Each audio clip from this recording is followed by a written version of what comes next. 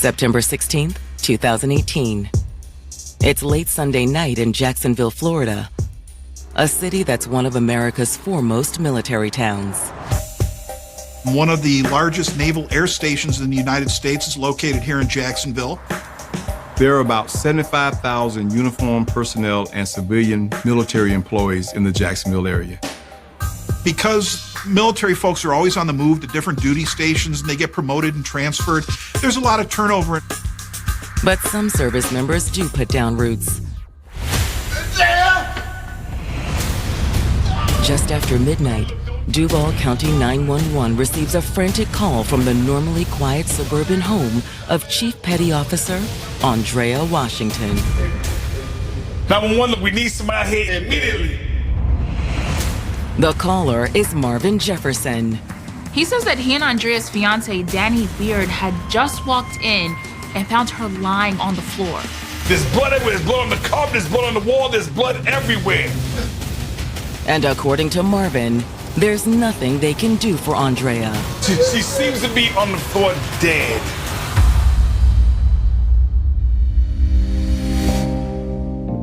A chief petty officer in the U.S. Navy, leadership came naturally to Andrea Washington. She was the mother of 3 boys. She always wanted a girl because me and my other best friend, Tamara, we both had girls. But she needed boys because she was tough. Raising her sons as a single mom meant she was driven, too. She would make sure that those boys would get the best of everything, whatever they wanted, whatever they needed. She loved her boys. And just like any parent, they want the best for their kids, and that's just who she was. Her boys was her world. It was always me and the boys, me and the boys. I gotta do this for the boys. So that was her life, her 3 boys. And the desire to give her boys the best life possible led Andrea to enlist in the Navy. I think what drew her to the Navy, we had a cousin that was in the Navy. She was an officer, and I think that inspired her to join and to change her life and to better provide for her children. Everything she did was to set herself up to where she could have a good life for her boys. But it wasn't always easy. Oftentimes, when she was out to sea, she would talk about missing the boys, and it definitely affected her not being able to be there all the time. She understood that that was something that she had to do, but still, as a mom, it tore her up on the inside to have to be absent from their lives. Everyone, they can't do what we do. And it's not even that our jobs is difficult, it's just a sacrifice that we have to make on a daily basis. We do have to miss birthdays, games, or graduations. She sacrificed so much. That included her personal life. Her focus always was the boys and her career, and then a relationship would always just kind of come after those things. So she didn't place a lot of emphasis on dating or being in a serious relationship. But in 2016, with her son's teenagers, Andrea decided to give internet dating a try and matched with a man named Danny Beard. It's always weird meeting face to face for the first time. Right. Your profile picture definitely doesn't do you justice. After that initial date, Andrea really liked him. She was excited. She said, I met this guy. He's a truck driver. He has his own business. He's on the road a lot. He understands the whole military lifestyle, and he's supportive of it. She introduced him to myself and some other friends, and we all started to hang out together. To Andrea's friends, it was obvious the couple was a great match. He was just a great guy. He showed a lot of care and affection for Andrea.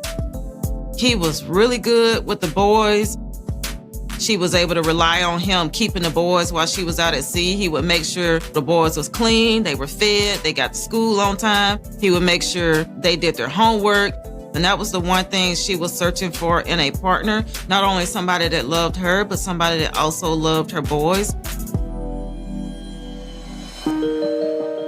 1 year into the relationship, Danny proposed. He gave her a ring, and I know she was very happy and excited. She was ready to get married.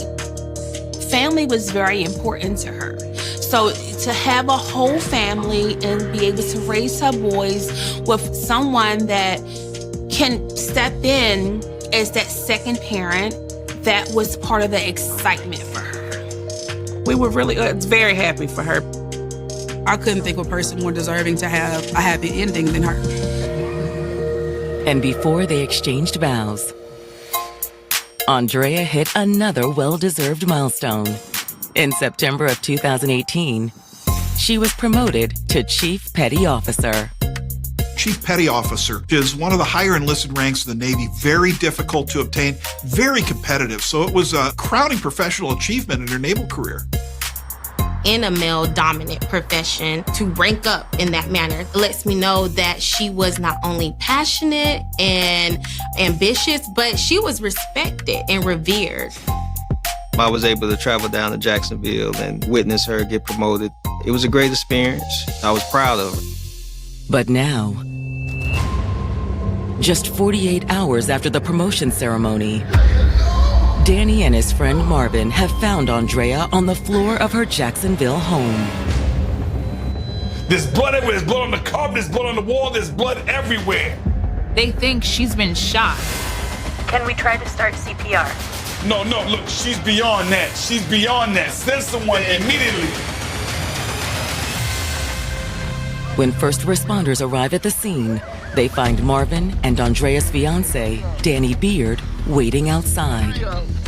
Danny appeared to be very broken up and distraught. But in his grief, he gives the police on the scene their first possible clue. I knew something was gonna happen. Someone's been stalking her.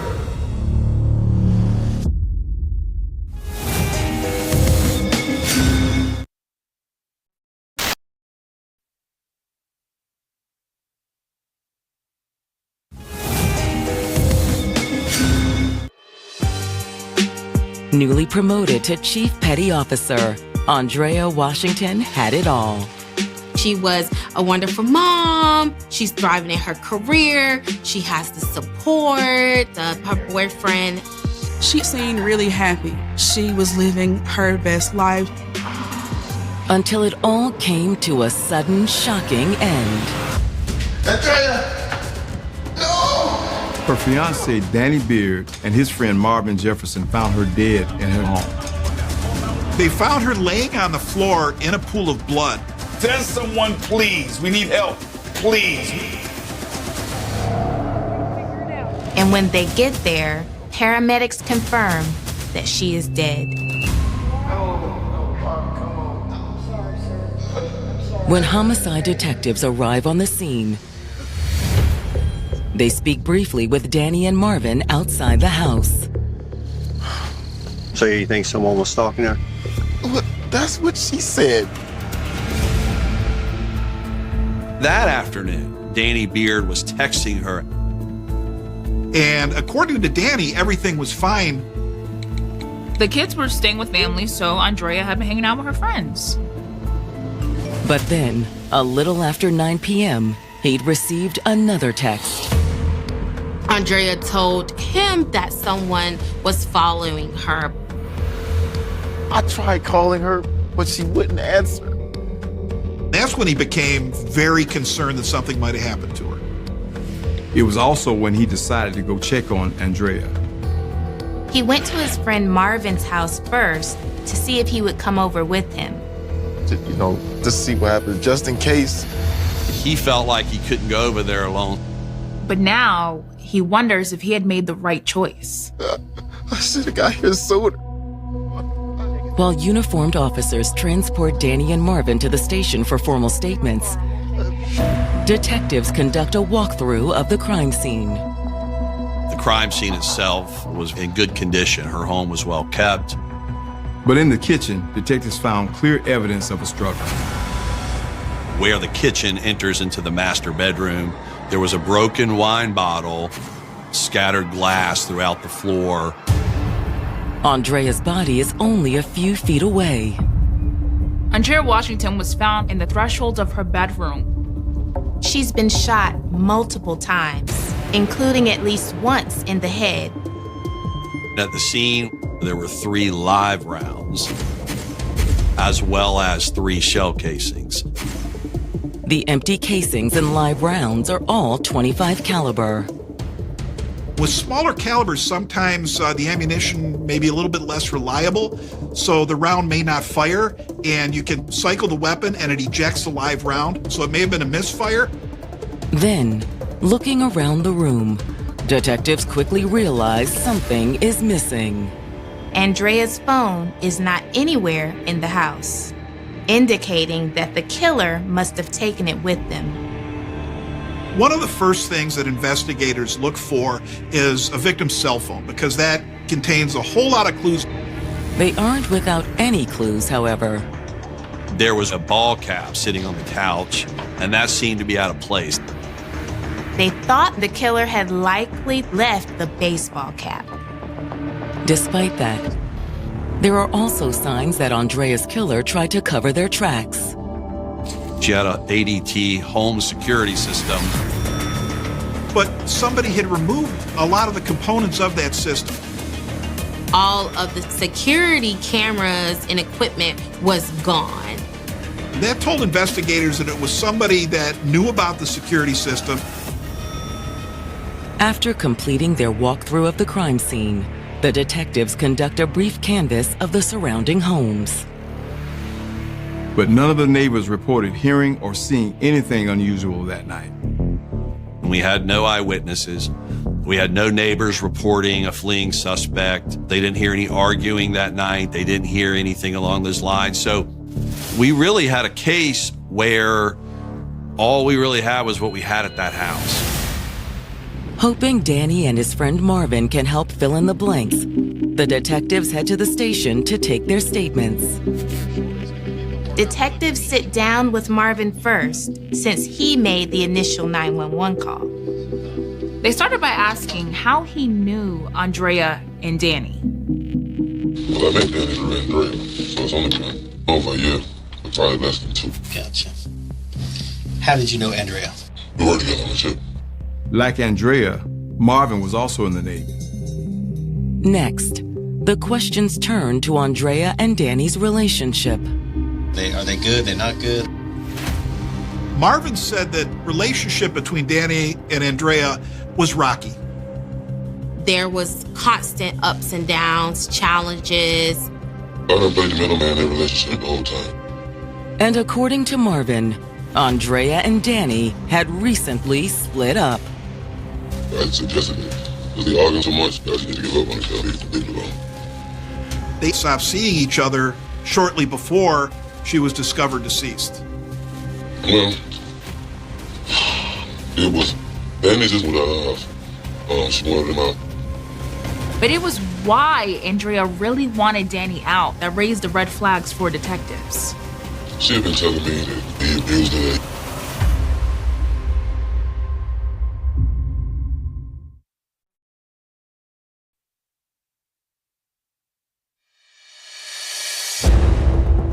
Andrea Washington's friend, Marvin Jefferson, has revealed to the detectives investigating her murder that Andrea and her fiancé, Danny Beard, had recently broken up. Andrea told him that she had asked Danny to move out. This was just recently, like, almost a little over a week ago. Andrea had alleged that Danny had physically abused her. He pushed her down and kicked in the stomach. And, things of that nature. But Marvin says he didn't entirely believe Andrea's story. I called him out on that, and did he do that? And he said no. He also said that there was something about Andrea's story that just didn't quite add up. You got beat you all night while you spend the night with him and then wait till the next morning to go to the emergency room. I still see him to the emergency room. Marvin also says he never witnessed any signs of abuse between the couple. I've never seen any bruises, you know? So I don't know. I mean, I've never seen him, you know? Marvin says he's not sure who to believe. There was something going on, but neither one of us was giving a full story. However, Marvin does know that Andrea had recently filed a restraining order against Danny.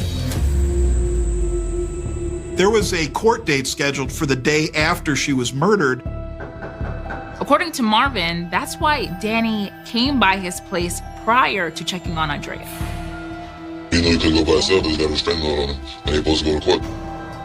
When the questions turned to the night of the murder, Marvin says Danny had spent most of the day at his house. They'd watched some football together earlier in the day. The Jets and the Dolphins. Then Danny left to go have dinner with family that evening. But he says Danny had returned a few hours later. He said, I need you to go to Andrea's with. He said, because I think something wrong. What do you mean? He showed Marvin the text that Andrea had sent him. She said she was scared. He said, somebody followed her.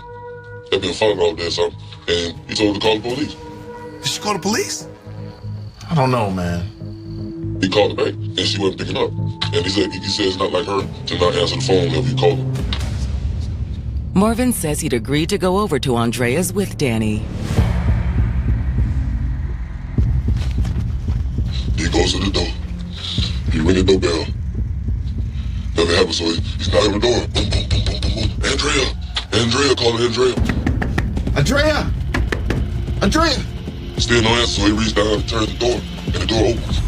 Front door? Front door, it opens, yeah. Andrea!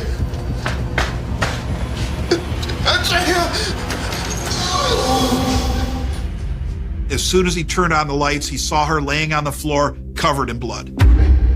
He saw it, and the shock, he turned on me like, oh, no, it failed.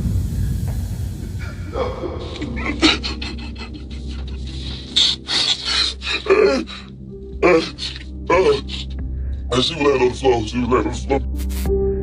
After talking to Marvin, the detectives head next door to speak with Danny. He started by admitting he and Andrea had recently broken up.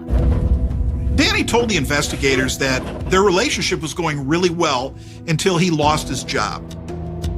He started going downhill. And he admits that things only got rockier from there. She had a restraining order put out on me. He acknowledged he had the temporary injunction. Was it just hands, or was there any kind of any other allegation? Did you threaten her or anything like that? Yeah, she told him I threatened him. I threatened her. I did this. I did that. But he denied doing any of it. He also says that Andrea paid little mind to the restraining order. You guys still continue to talk? Danny had said even after the restraining order was issued, Andrea would often come over to his house. I guess he didn't think the restraining order was for her, too. Right. When the questions turn to that day, Danny's story mirrors Marvin's. Like Marvin had already told them, Danny said the two of them had watched football that afternoon. He had been chatting with Andrea on and off via text message. And then he spent some time with his mom and sisters that evening. While he was there, he'd gotten another text from Andrea. This time about their pending court date.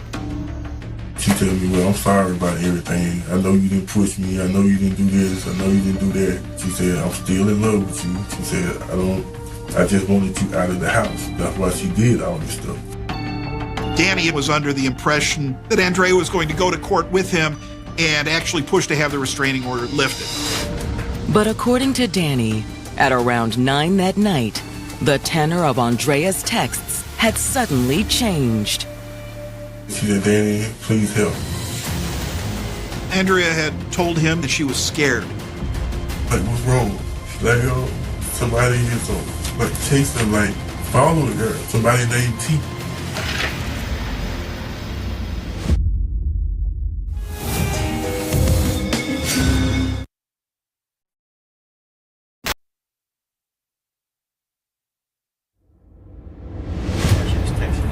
According to Andrea Washington's former fiancé, Danny Beard, she'd reached out to him shortly before her murder with some terrifying news. Danny said he had received a text from Andrea that there was a guy named T who was following her. Do you know who T is? I don't know who he is. So she texted me, she's like, I need your help. I'm telling her I cannot come over there. With the restraining order in place, he couldn't go to Andrea's house alone. I can come to her house if someone is with me. Which is why he had gone to Marvin's first before heading to Andrea's. I showed him this. I said, I need to go to Andrea to see what's wrong. From Marvin's, they'd rushed over to Andrea's. When you got there, did you go right in, or what was your... The door was open. Okay. Which wasn't quite what Marvin told the detectives. You say it's open, was it unlocked or was it ajar? Oh, it's unlocked. Andrea don't never leave the door unlocked. Andrea! But by the time they got there, it was too late. I don't know what happened to her. I don't know if I don't know if I could or what. Don't touch him, man. Don't touch him. Marvin was cautioned, hey, be careful, don't move anything. Before he told me not to touch that, I already got over her. Hold her. Danny said when he saw her, he immediately went over and wrapped her up in his arms. At the end of the interview, Danny lets the detectives look over his phone. I appreciate that because that helps us. Sure enough, there's a message where Andrea says she is scared that someone is following her. I just want to know who did this. Danny also suggests that the detectives talk to Andrea's friend, Delana Rhodes. According to Danny, Andrea had spent the afternoon before the murder with Delana. They said they went to Boston's restaurant. He thought that Lena might know a little bit more about this guy named T, who supposedly was following Andrea. After talking to Danny, the detectives contact Andrea's friend, Delana, who is also a veteran of the armed forces. I was a cop in the Air Force, and I didn't know a lot of Navy military members until Andrea came into my life. When Delana comes in for an interview, she confirms that she'd been hanging out with Andrea on the afternoon of the murder. She and I had talked the day before about hanging out that day, and I kept my word. I had a very busy job at that time, and sometimes I wouldn't be able to follow through and come when I said I was. But that particular day, something just told me, D, make sure you go and spend the time with Andrea. The women ran a couple of errands, did some shopping. They had dinner, they had a beer or two. We went to a restaurant, and she was a Texas Houston's fan, so we went to watch the football game. And while we were watching the football game, she and I shared girl talk, about different things. What kind of things?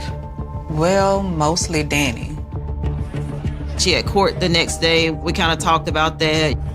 Then, at around 7 o'clock, she'd driven Andrea home. Walked her up to the door, and we kind of hugged each other, saying, hey, I love you. Good luck at court tomorrow. That was the last time I heard from Andrea. She didn't say anything about someone following her? No, why would she? Danny had said that she had texted him about it. He's lying. Delana said there was definitely no indication that anybody was following her. If someone had been following Andrea, Delana says she wouldn't call Danny for help. Andrea knew I was law enforcement my whole military career. She was scared. I was 10 minutes away from her. I literally lived 10 minutes away. She would have called me. But she would have called Danny? No way.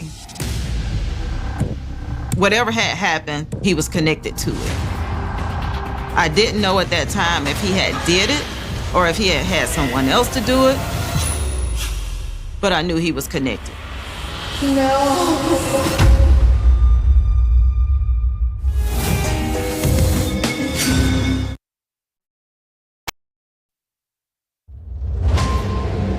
Andrea Washington's friend, Delana Rhodes, has told detectives she's certain Andrea's former fiancé, Danny Beard, was behind the shooting that killed the 37-year-old chief petty officer. He had murdered her. No one else would have had a reason to do anything to hurt Andrea. She also says that the only person harassing Andrea that day was Danny. The friend told us when we were at the bar, Danny Beard was texting her, asking to get back with her. Asking, where she at, what she doing, those type of things. Despite her stance that she wanted to be left alone, he wouldn't take no for an answer. But did he threaten her at all? Not that she said. She was just annoyed more than anything else. And by the time she dropped Andrea off, she was over it. Delana goes on to explain how Andrea and Danny's relationship had come unraveled. She started to realize he was telling lies about some things, like his job, the type of money he was making on his jobs. And I think once she started to realize that he was not being honest with her, she started to have some feelings of, is this the right person? Delana also said, at around about that same time, strange things started to happen. One night, somebody had left a threatening note at the door saying that they were going to do something violent to them. And soon after that, someone had broken into the house and ransacked it. Andrea didn't understand why someone would be doing those things. In fact, Delana says Andrea became so concerned that she hired a private investigator. They dusted it for fingerprints, didn't find any other fingerprints outside of her kids and Danny. According to Delana, that's when Andrea started to suspect Danny. Things just started to add up that something isn't right. Nonetheless, Delana says it wasn't a deal breaker for Andrea. Andrea wanted to continue a relationship with him. She had never been married before, and she wanted to be married. But one night, that had all changed. Andrea called me and told me he had been violent toward her. He had pushed her and kicked her in the stomach, threatened to kill her. I was like, Andrea, any man that kicks you doesn't love you. And that's when she started to realize that, yeah, this isn't love. She'd taken out the restraining order soon after the incident. She decided, I can't go any further with this person because I can't not only have this around me, I can't have this around my boys. Based on what Delana tells them, the detectives now suspect Danny fabricated the whole story about the stalker. She created skepticism about the text message exchange. If he took Andrea's phone, he could have sent those texts to himself. The breakup and the restraining order certainly gave him a motive. He was served with an injunction on September 12th of 2018. This murder occurred in the evening hours of September 16th of 2018, one night prior to when the final injunction hearing was to take place. No. Domestic violence is about control and asserting dominance. And so with Andrea going forth and filing that restraining order, she was taking her power back. With suspicion mounting that Danny could be the killer, the detectives get a warrant to search the home where he'd been staying since the breakup. Upon getting to Danny's home, they see this phone there and they are like, maybe this is Andrea's phone. But when they did delve into the contents of that cell phone, they found that it wasn't. It appears to be Danny's. He must have had two phones. Once we got into that phone, that led to tremendous evidence pointed directly at Danny Beard. They found some really disturbing text messages. Looking at the text, it was clear Miss Washington had developed this great fear of him. And based on what else they find inside Danny's home, the detectives suspect she may have been right to fear him. They find a box of 25 caliber bullets, the exact same caliber and type of bullet that was used in the homicide. The caliber of the projectiles, the markings on the projectiles, matched identical to what lay next to her body. However, the detectives also find evidence suggesting that Andrea did indeed have a stalker.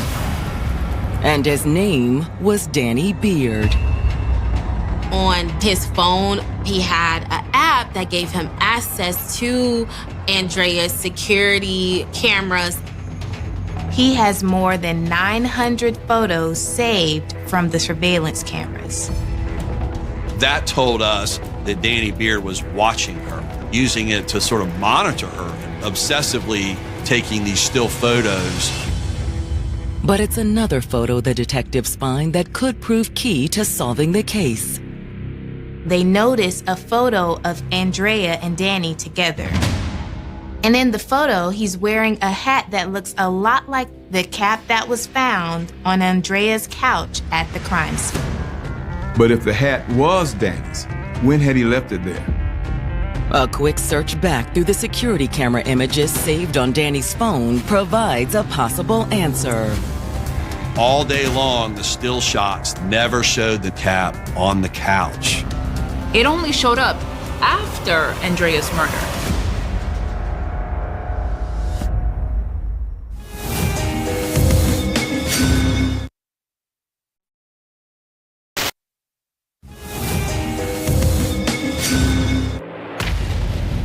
Detectives investigating the murder of Andrea Washington now have reason to believe her former fiancé, Danny Beard, shot the 37-year-old mother of three inside her Jacksonville, Florida home. We found in a search of his residence a box of ammo, identical to what lay next to her body. Additionally, they found a second cell phone at Danny's house. On the phone, they find evidence to suggest that Danny had left his hat at the crime scene on the night of the murder. But Danny could have dropped it when he came in with Marvin when he found the body. Or was it earlier, when he came in and shot Andrea several times? Detectives don't know, but they suspect Andrea and Danny's friend, Marvin, might. When detectives bring Marvin in for a second round of questioning, he confirms that Danny had been wearing the hat that day. During the day we was watching football, I want to say that he did. You think that during the day around 2 o'clock he was wearing a black hat? If memory serves me correctly. But Marvin further said when he came back later that night to ask for my help, he wasn't wearing the cap. He definitely did not have a black hat. No. That told us it had just fallen off during the murder of Andrea Washington. However, before they make an arrest, the detectives want to be absolutely sure. We wanted one more final nail in the coffin, and we did what we call geofence location data. A geofence warrant allows law enforcement to access information about how various electronic devices connect with the internet within a specifically defined place and time. Your phone, when you receive a message, sometimes it'll reach out and it'll say, do you want to connect to Wi-Fi in this area? And so we wanted to know, was his phone reaching out and grabbing Miss Washington's Wi-Fi in her home during this text exchange? When the detectives get the results of the warrant, it leaves little doubt who killed Andrea. Danny Beard's phone was inside her home between the hours of 8:55 p.m. and the last time it reached out to touch her Wi-Fi was around the 10:40 p.m. hour. Exactly how he gained entry wasn't clear. Either the door was unlocked or he had a key. And she was completely unaware when Danny slipped up quietly behind her. She had a large contusion on her left upper back near her shoulder. Remember that broken wine bottle? It's our contention he must have come up from behind her while she was in her bedroom. That told us that's probably where he hit her.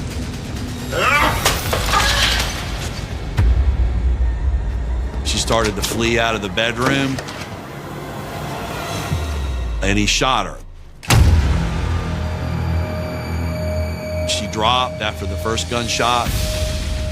Then, Danny crossed to where she lay bleeding in the doorway. Daddy, no. The gun probably jammed at some point while he was doing this, which would explain the unfired round recovered at the crime scene. He shot her twice more in the head. Once Andrea was dead, Danny had carried out the rest of his plan. He must have killed her and stood there right next to her, using his phone and her phone to text back and forth to make it look like she was summoning him over. He also concocted this whole story about how there was someone supposedly following her. It was a very blatant and obvious attempt to cover his tracks. Before fleeing the scene, Danny also removed Andrea's security cameras. Then he disposed of the phone before going over to Marvin's house for help. It was all about establishing an alibi. The suspect in this case really went to extreme lengths to cover his tracks. But it was all for nothing. On December 7th, the detectives placed Danny Beard under arrest for murder. I feel a sense of relief because the truth is finally gonna come out. That's one of the things that I struggle with. Like, why didn't she tell me? I think maybe there was a part of her that didn't want to burden anyone with this information. Anything that's going on in her life, she's not the one to be like, hey, this is what's happening. She like to keep everything internal. The question is, will Danny talk when the detectives sit down with him after his arrest?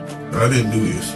You did do this, Danny. No, I didn't. He was bent on denial and denying that he had involvement in the homicide of Andrea.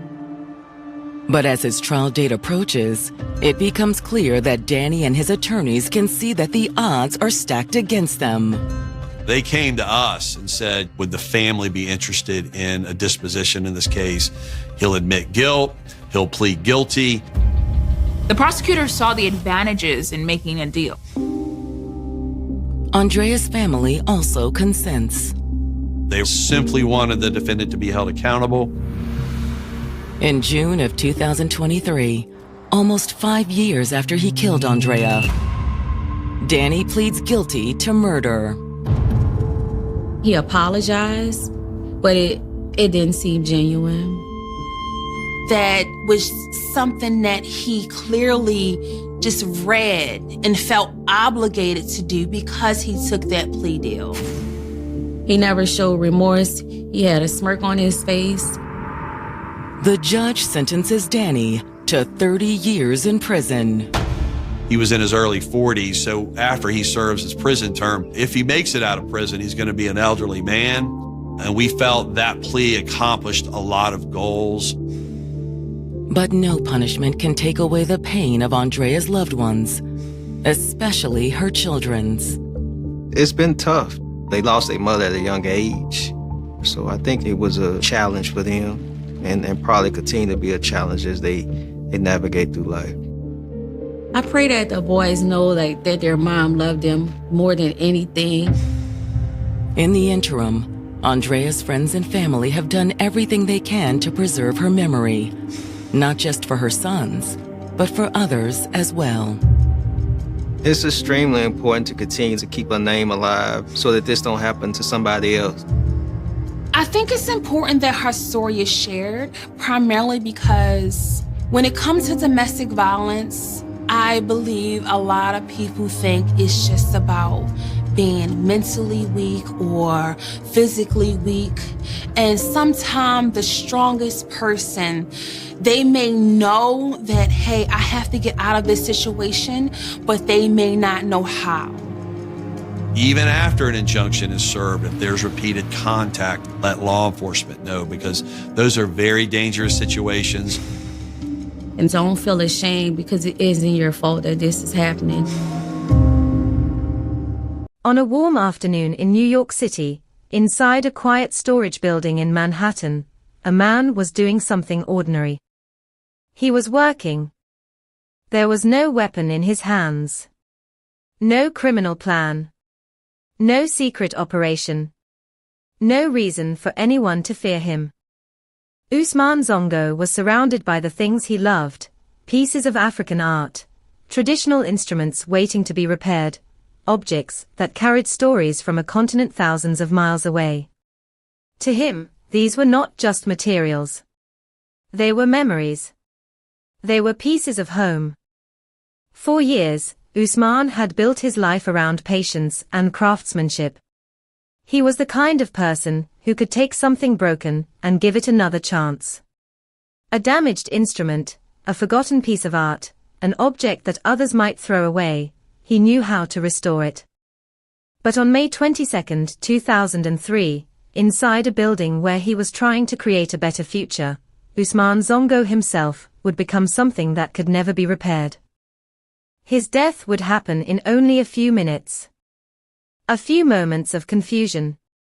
A few seconds of fear. A few decisions made inside a narrow hallway.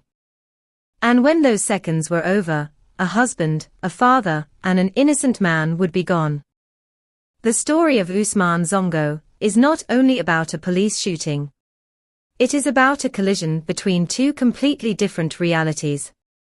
One reality was the world Usman knew, a world of family, hard work, art, and dreams.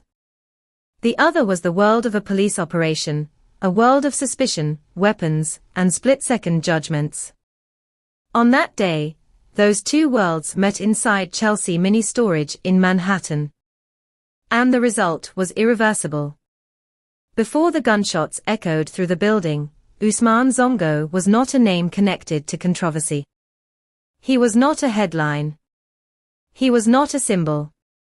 He was simply a man trying to survive in a city that promised opportunity to those willing to work for it. He had left behind Burkina Faso, a country in West Africa where his roots ran deep. Like many immigrants who cross oceans searching for a better future, Usman carried more than luggage when he arrived in America. He carried responsibility. He carried hope. He carried the expectations of a family waiting for him thousands of miles away. New York City was a place where millions of people came looking for a new beginning. The streets were crowded with dreamers, workers, and people rebuilding their lives from nothing. For Usman, the city was not about fame or wealth. It was about possibility. He wanted a stable life. He wanted to support his family. He wanted his children to have opportunities that he had struggled to find. Every day, he worked with his hands. Those hands were not the hands of a criminal. They were the hands of an artist. Hands that understood details. Hands that required patience. But on that afternoon in 2003, those same hands would become powerless against a situation he never expected. The events that led to his death began with a police investigation. The New York Police Department was targeting an illegal operation involving counterfeit CDs and DVDs. Investigators believed that a storage facility in Manhattan was connected to the distribution of copied media. The building was not a dramatic crime scene. It was not a dark underground location hidden from the world. It was simply a place where different people rented small spaces for different purposes. A place where people stored belongings.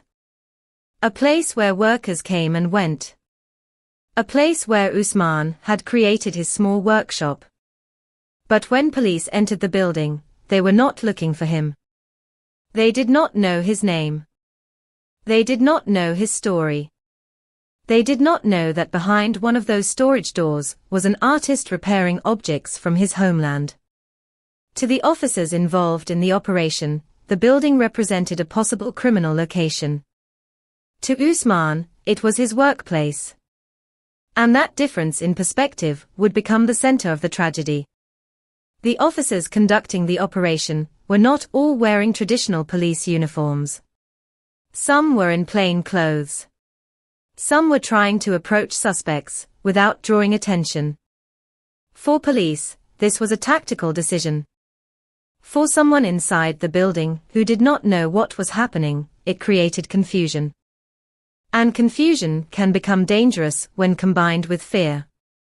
That afternoon, Usman heard unusual sounds. Footsteps. Movement. Voices. A sudden disturbance inside a place that was normally quiet. Like anyone who hears something unexpected near their workplace, he went to see what was happening. He stepped away from his workshop. He walked toward the situation. He did not know that a police operation was unfolding. He did not know officers were searching for suspects nearby. He did not know that the next few moments would change everything. Then he saw a man with a gun. That man was NYPD officer Brian Conroy. According to prosecutors, Usman became frightened because he did not understand that the person holding the weapon was a police officer. In that moment, a question emerged that would remain at the heart of the case. What does a person do when they believe they are facing danger? Does a person stop and ask questions? Or do they run? Usman ran. And that decision would be interpreted in two completely different ways. To those who later defended the officer's actions, movement from a person during a police operation could appear suspicious. But to those who knew Usman, running was the reaction of a frightened man who did not know who was chasing him. A husband. A father. An immigrant who had already traveled thousands of miles searching for safety. A man who suddenly found himself trapped in a terrifying moment. The hallway became the final place Usman Zongo would ever walk through. A narrow passage inside a storage building. A place where seconds moved faster than thoughts. A place where a misunderstanding became fatal. Officer Conroy pursued him. The distance between them closed.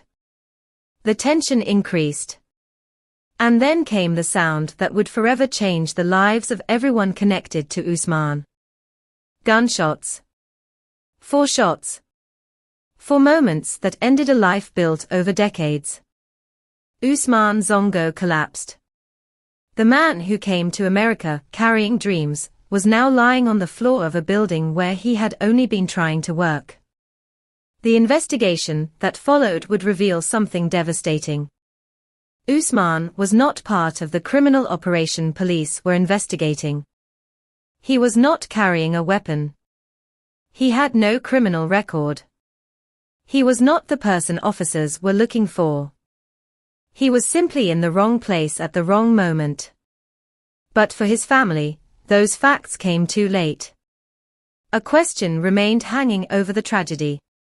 How could a man who spent his life creating and repairing things become someone seen as a threat?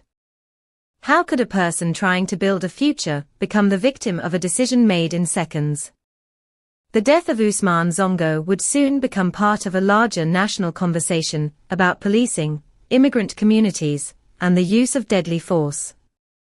It would also bring back painful memories of another case that had shocked New York only a few years earlier, the death of Amadou Diallo, a Guinean immigrant who was killed by police officers in 1999 despite being unarmed. For many people in African immigrant communities, these cases raised painful questions. Were innocent people being seen through the lens of suspicion before they were seen as human beings? Were some lives being placed in danger because of assumptions made too quickly? The tragedy of Usman Zongo was not just about one afternoon in Manhattan.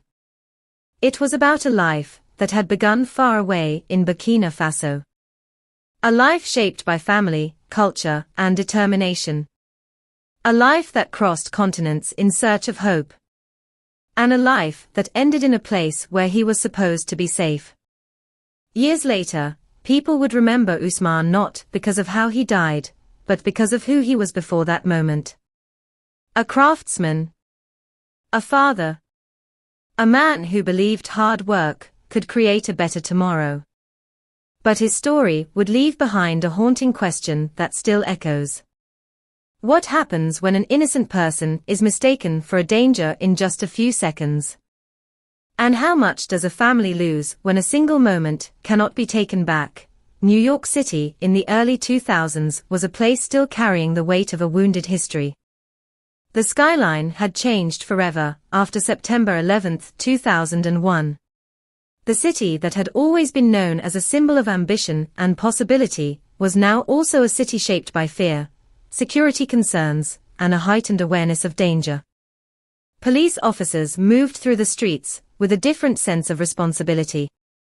Public safety had become a national conversation. Every suspicious movement, every unknown person, every possible threat was viewed through a new and sometimes harsher lens. For many New Yorkers, especially those who worked in law enforcement, the years after the attacks created an environment where caution became a necessity. But for many immigrant communities, those same years brought another feeling. A feeling of being watched. A feeling that a misunderstanding could happen more easily.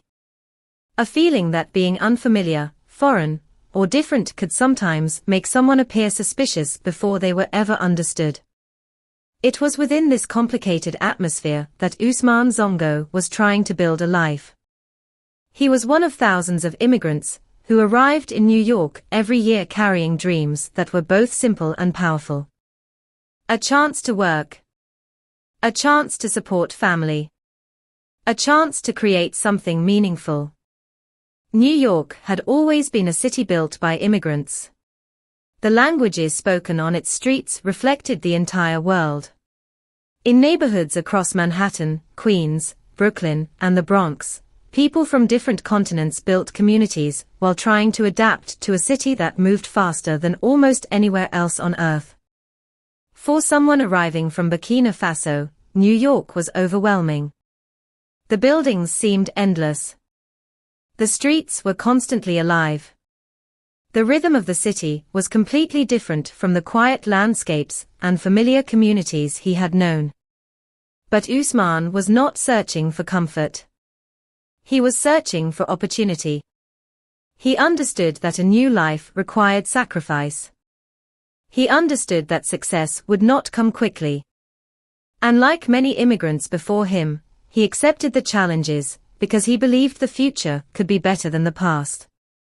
Burkina Faso was thousands of miles away, but Ousmane carried his homeland with him. He carried his culture. He carried his artistic traditions. He carried the memories of a place where craftsmanship was not just a profession, but a connection between generations. In West African culture, traditional objects often hold deep meaning. Instruments, sculptures, and handmade creations are not simply things to be displayed. They represent history, identity, and stories passed from one generation to another. Ousmane understood that. His work was about preserving something that could easily disappear. When he repaired an instrument, he was not only fixing wooden strings. He was restoring a piece of someone's heritage. When he worked on African artwork, he was protecting memories.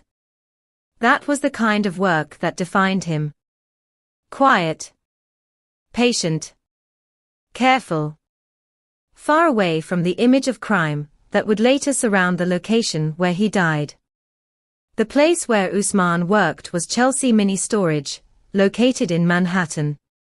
At first glance, it was not a place most people would remember. It was not a famous landmark. It was not a place tourists visited. It was simply a storage facility. A building divided into countless small spaces, each one holding a different story. Behind one door might be personal belongings from someone moving apartments. Behind another might be business equipment. Behind another might be boxes filled with memories from another country. Every storage unit represented a hidden part of someone's life. And inside one of those spaces, Ousmane had created his workshop. A small area where he could practice his craft and earn money. To outsiders, it might have looked ordinary. But to Ousmane, it represented independence. It represented progress. It represented the possibility that his decision to leave Burkina Faso had been worthwhile. Every day he entered that building, he was not thinking about police investigations or criminal activity. He was thinking about work. About family. About tomorrow. But at the same time, another story was developing inside that same building. One that Ousmane knew nothing about. Authorities had been investigating a criminal operation involving counterfeit music and movie products. The sale of illegal CDs and DVDs had become a widespread problem during that era. Before digital streaming transformed entertainment, physical discs were one of the main ways people consumed music and movies. Counterfeit operations could generate significant profits by producing cheap copies and selling them illegally. For investigators, these operations were not harmless business disputes. They were organized criminal activity. The NYPD began focusing attention on locations believed to be connected to these activities, including areas inside Chelsea Mini Storage. The operation required planning. Officers needed to identify suspects. They needed to gather information. They needed to move carefully. But the building itself created challenges. Storage facilities are naturally confusing environments. Rows of doors. Long corridors. Limited visibility. Many different people coming and going.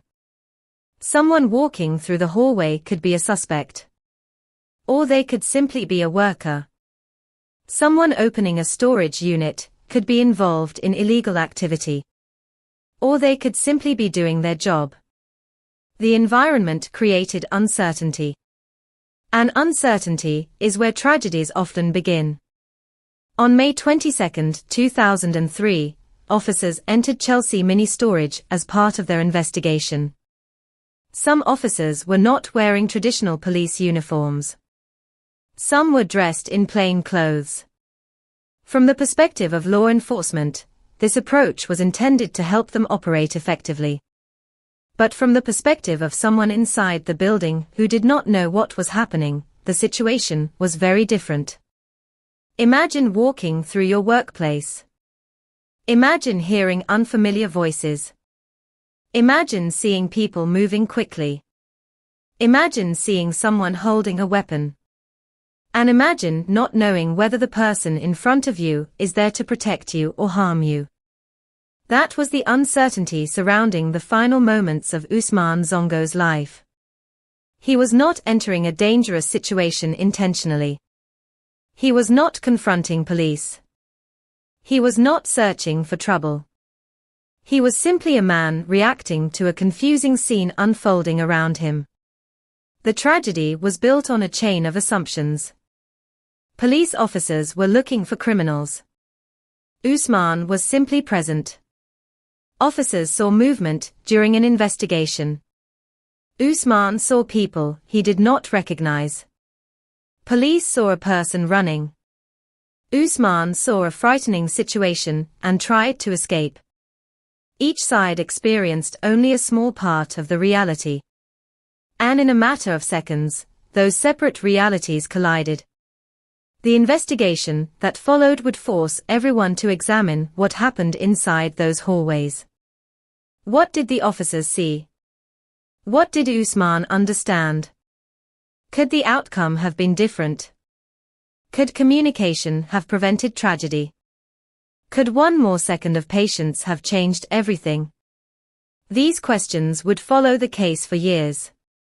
But before the courtroom battles, before the protests, before the legal arguments, there was a man whose story needed to be understood. Because Ousmane Zongo was not defined by the moment of his death. He was defined by everything that came before it. The journey from Burkina Faso. The sacrifices made for family. The dedication to his craft. The belief that America could offer a new beginning. To understand why his death affected so many people, it was necessary to look beyond the headlines. Beyond the police reports. Beyond the courtroom. And return to the life of the man who walked into Chelsea Mini Storage that day believing he would simply finish his work and go home. A man who came to New York searching for a future. A man who never imagined that the place where he built his dreams would become the place where his life ended, before he became a name remembered in court documents and news reports, before his death became part of a national debate about policing and justice. Ousmane Zongo was simply a man with a dream. A man who worked with his hands. A man who believed that patience could bring broken things back to life. A man who carried the memories of his homeland wherever he went. To understand the tragedy of May 22, 2003, it is necessary to first understand the person who was lost. Because Ousmane Sonko was never meant to be remembered only because of how he died. He deserved to be remembered because of how he lived. Ousmane came from Burkina Faso, a landlocked country in West Africa known for its rich cultural traditions and strong sense of community. For many people outside Africa, Burkina Faso was only a name on a map. But for Ousmane, it was home. It was the place where his identity was formed. The place where he learned the value of hard work. The place where he developed his connection with art and craftsmanship. Growing up, Ousmane lived in a world where objects often carried meaning beyond their physical appearance. A musical instrument was not simply wooden strings. A carved piece of art was not simply decoration. Each creation carried history. Each object carried the voice of the people who made it. In many African traditions, artisans are not just workers. They are guardians of culture. They preserve knowledge that has passed from one generation to another. They keep traditions alive in a world that is constantly changing. Ousmane became one of those guardians. His talent was not based on speed. It was based on attention. He understood that restoration required respect. You could not force an old instrument back to life. You had to listen to it. You had to understand where it had been damaged. You had to carefully repair what time had taken away. That same patience defined the way he lived. People who knew Ousmane described him as a quiet and hard-working person. He was not someone searching for attention. He was not someone who wanted to be surrounded by luxury. His ambitions were much simpler. He wanted to work honestly. He wanted to provide for his family. He wanted to create stability. Like many immigrants who leave their homeland, Ousmane's journey was not only about himself. Behind every decision was the knowledge that his choices affected the people he loved. Leaving Burkina Faso meant leaving behind familiar places. It meant leaving behind relatives, friends, and a community that knew him. It meant stepping into uncertainty. Immigration is often described as a journey toward opportunity, but people rarely talk about the emotional cost. A person who leaves home carries invisible weight. They carry memories of conversations they can no longer have every day. They carry the faces of family members they cannot see whenever they want. They carry the pressure to succeed, because failure does not only affect them. It affects everyone waiting for them. Ousmane carried that responsibility. When he arrived in New York, he entered one of the most competitive cities in the world. A city where millions of people were also trying to survive. A city where success required determination. But he did not come looking for shortcuts. He built his life slowly. Step by step. Work by work. Customer by customer. His craft became his connection to both his past and his future. Through repairing African instruments and restoring artwork, Ousmane created a small piece of Burkina Faso in New York. Inside his workshop, surrounded by objects connected to African culture, he was not just earning money. He was maintaining a relationship with his roots.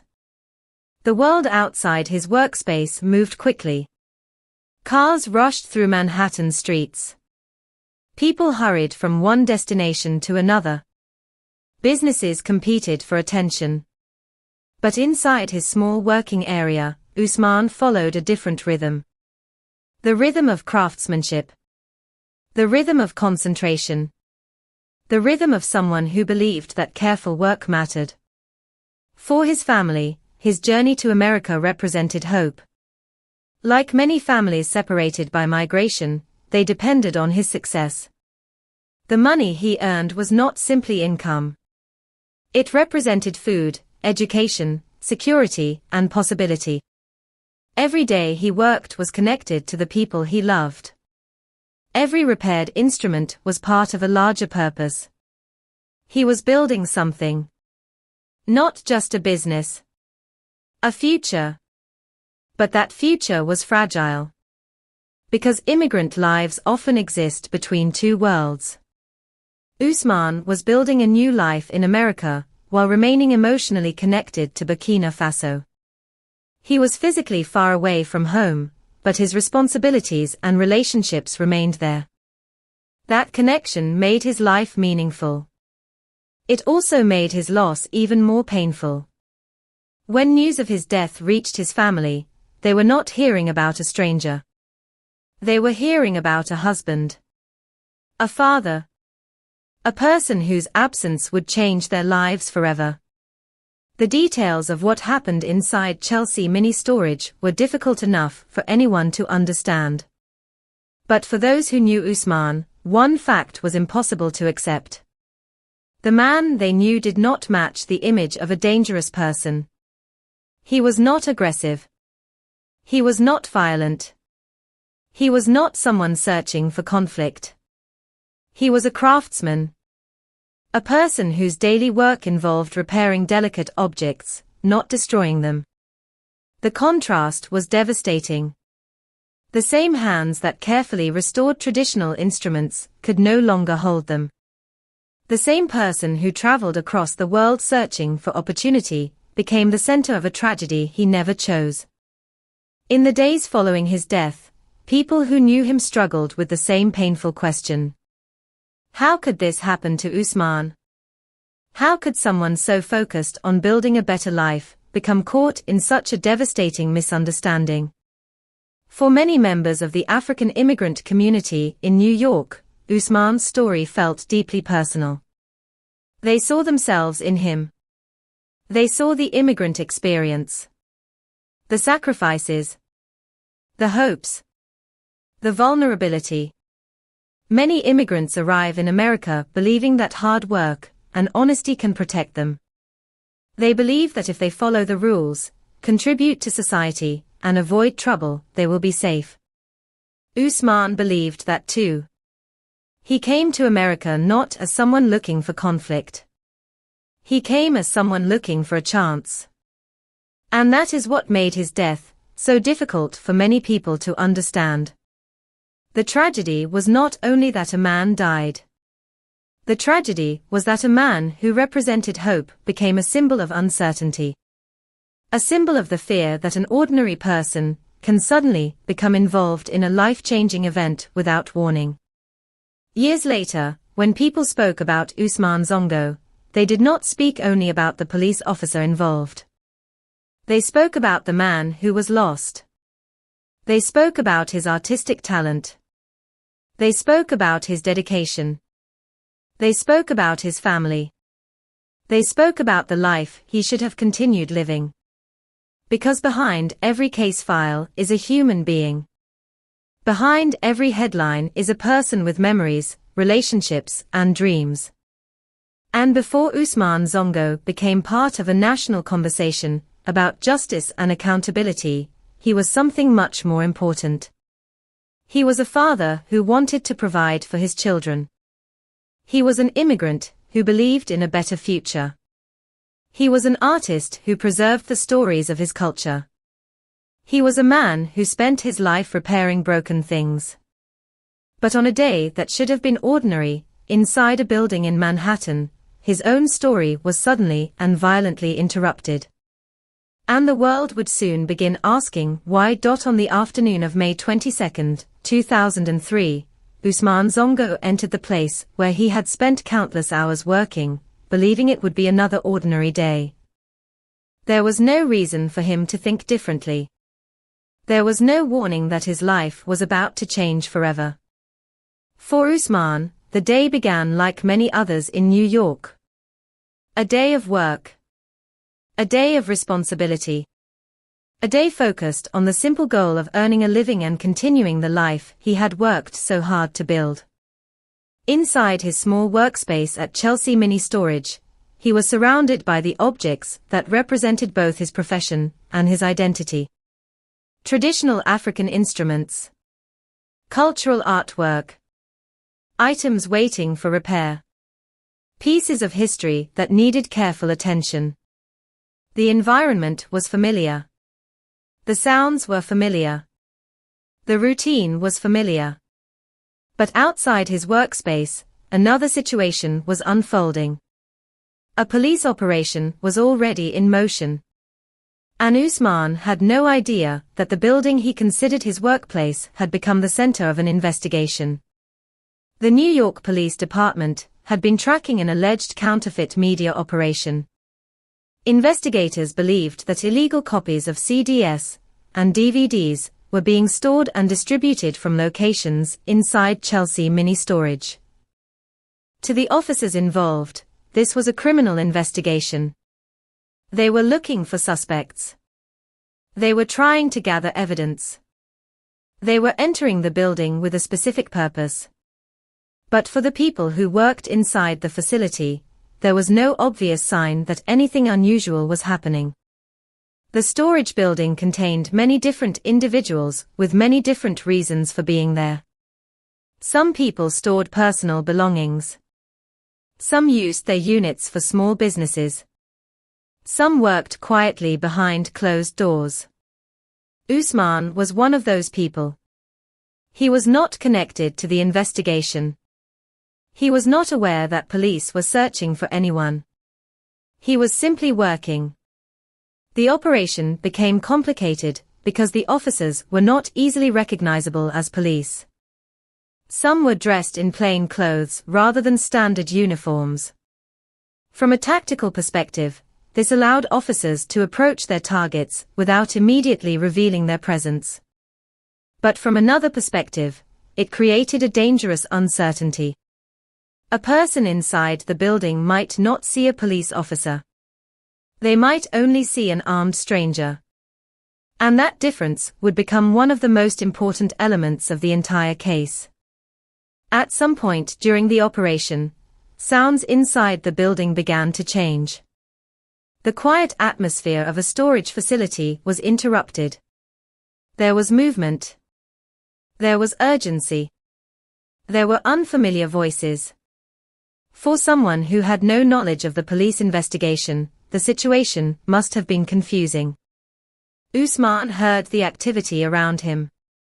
Like many people would do in the same situation, he wanted to understand what was happening. He stepped out from his workspace. He moved toward the disturbance. That simple decision would place him directly into the path of an unfolding confrontation. At that moment, Usman did not know what police officers knew. He did not know there was an investigation. He did not know officers were searching for suspects. He did not know that the people moving through the building were law enforcement. All he knew was that something unusual was happening. Then he encountered Officer Brian Conroy. Conroy was part of the NYPD operation. He was carrying a firearm. And according to prosecutors, when Usman saw him, he did not recognize him as a police officer. Instead, he saw a person holding a weapon. For Usman, this was not a courtroom argument. It was not a legal debate. It was a moment of instinct. A moment where the human brain reacts before it has time to process information. Fear can make people run. Confusion can make people panic. And in a matter of seconds, a person can make a decision that changes everything. Usman turned and ran. That moment would later become one of the central questions in the investigation. Why did he run? Was he trying to escape, because he was involved in criminal activity? Or was he running, because he was frightened and did not know who was chasing him? The answer depended on which perspective someone believed. To investigators reviewing the incident afterward, the question was whether the officer's actions were justified. To Usman's family, the answer was painfully clear. They believed he was simply a frightened man caught in a situation he did not understand. The pursuit moved through the corridors of Chelsea Mini Storage. The building that had once represented opportunity and independence suddenly became a place of fear. The same hallways where Usman had walked carrying artwork and instruments were now the location of a desperate chase. The distance between the two men became smaller. The tension increased. Every second mattered. For Officer Conroy, this was a rapidly developing police encounter. For Usman, it was a terrifying situation involving an armed person following him. Two people. Two interpretations. One hallway. One irreversible outcome. Eventually, Usman reached an area where his movement became limited. He could not continue running. The space around him narrowed. The possibilities disappeared. And within moments, gunfire erupted. Officer Conroy fired 4 shots. The sound of the gunshots ended the chase. But it also ended Usman Zongo's life. The man who had traveled from Burkina Faso searching for a better future was suddenly lying on the floor of a Manhattan storage building. The man who spent his life preserving cultural treasures became the center of a tragedy. The building became silent again. But this silence was different. It was the silence that follows something impossible to undo. Emergency responders arrived. An investigation began. Questions immediately surrounded the shooting. Who was Usman Zongo? Why was he there? What exactly happened in those final seconds? As investigators examined the scene, one fact quickly became clear. Usman was not the person police had been looking for. He was not connected to the counterfeit operation. He had no weapon. He had no criminal history. He was simply a worker inside the same building where police were conducting their operation. The discovery changed the entire meaning of what had happened. This was no longer simply an encounter between police and a suspect. It was the death of an innocent man. And that realization would transform the case. For Usman's family, the news was devastating. The person they expected to continue building a future had suddenly disappeared. The phone call they received was not about a new opportunity or a successful step forward. It was about a tragedy. A life taken far away from home. A husband and father who would never return. In the days after the shooting, the details of what happened inside Chelsea Mini Storage became the subject of intense examination. Every action was questioned. Every decision was analyzed. Every second before the gunshots became important. The case raised painful questions that extended far beyond one building in Manhattan. What happens when police officers and civilians understand the same moment in completely different ways? How should officers respond when a person runs during an operation? How should innocent people protect themselves when they do not know who is holding a weapon? And perhaps the most haunting question: could the tragedy have been prevented? The answers would be debated for years. But one fact could not be disputed. On May 22, 2003, Usman Zongo walked into Chelsea Mini Storage as a craftsman. He never walked out. His death would become another chapter in a larger national discussion about police use of force, immigrant communities, and the consequences of decisions made in seconds. But before the arguments, before the courtroom, before the verdicts, there was only one undeniable reality. A family lost someone they loved. A community lost one of its members. And a man who came to America searching for a future became the victim of a moment that nobody could reverse. The moments after the gunshots inside Chelsea Mini Storage were filled with confusion. A place that had been created for storage, work, and quiet routines suddenly became the center of a life-changing investigation. The hallway where Usman Zongo fell was no longer just a passage between storage units. It became a crime scene. A place where every detail mattered. Every movement. Every decision. Every second before the shooting. Investigators would later return to those final moments again and again, trying to understand what happened between the first encounter and the final gunshot. But before the legal arguments and courtroom battles began, there was a more immediate question. Who was the man who had been killed? At first, the answer was not known to everyone involved. The officers had entered the building focused on a specific investigation. They were searching for people connected to counterfeit media operations. They were not looking for Usman Zongo. They did not know his background. They did not know that he was an immigrant from Burkina Faso. They did not know that he was an artist. They did not know that behind the storage door near the scene was a man who had spent years building an honest life. As investigators began piecing together the events, the identity of the victim became clearer. His name was Usman Zongo. He was 43 years old. He was not a suspect. He was a worker. He was a father.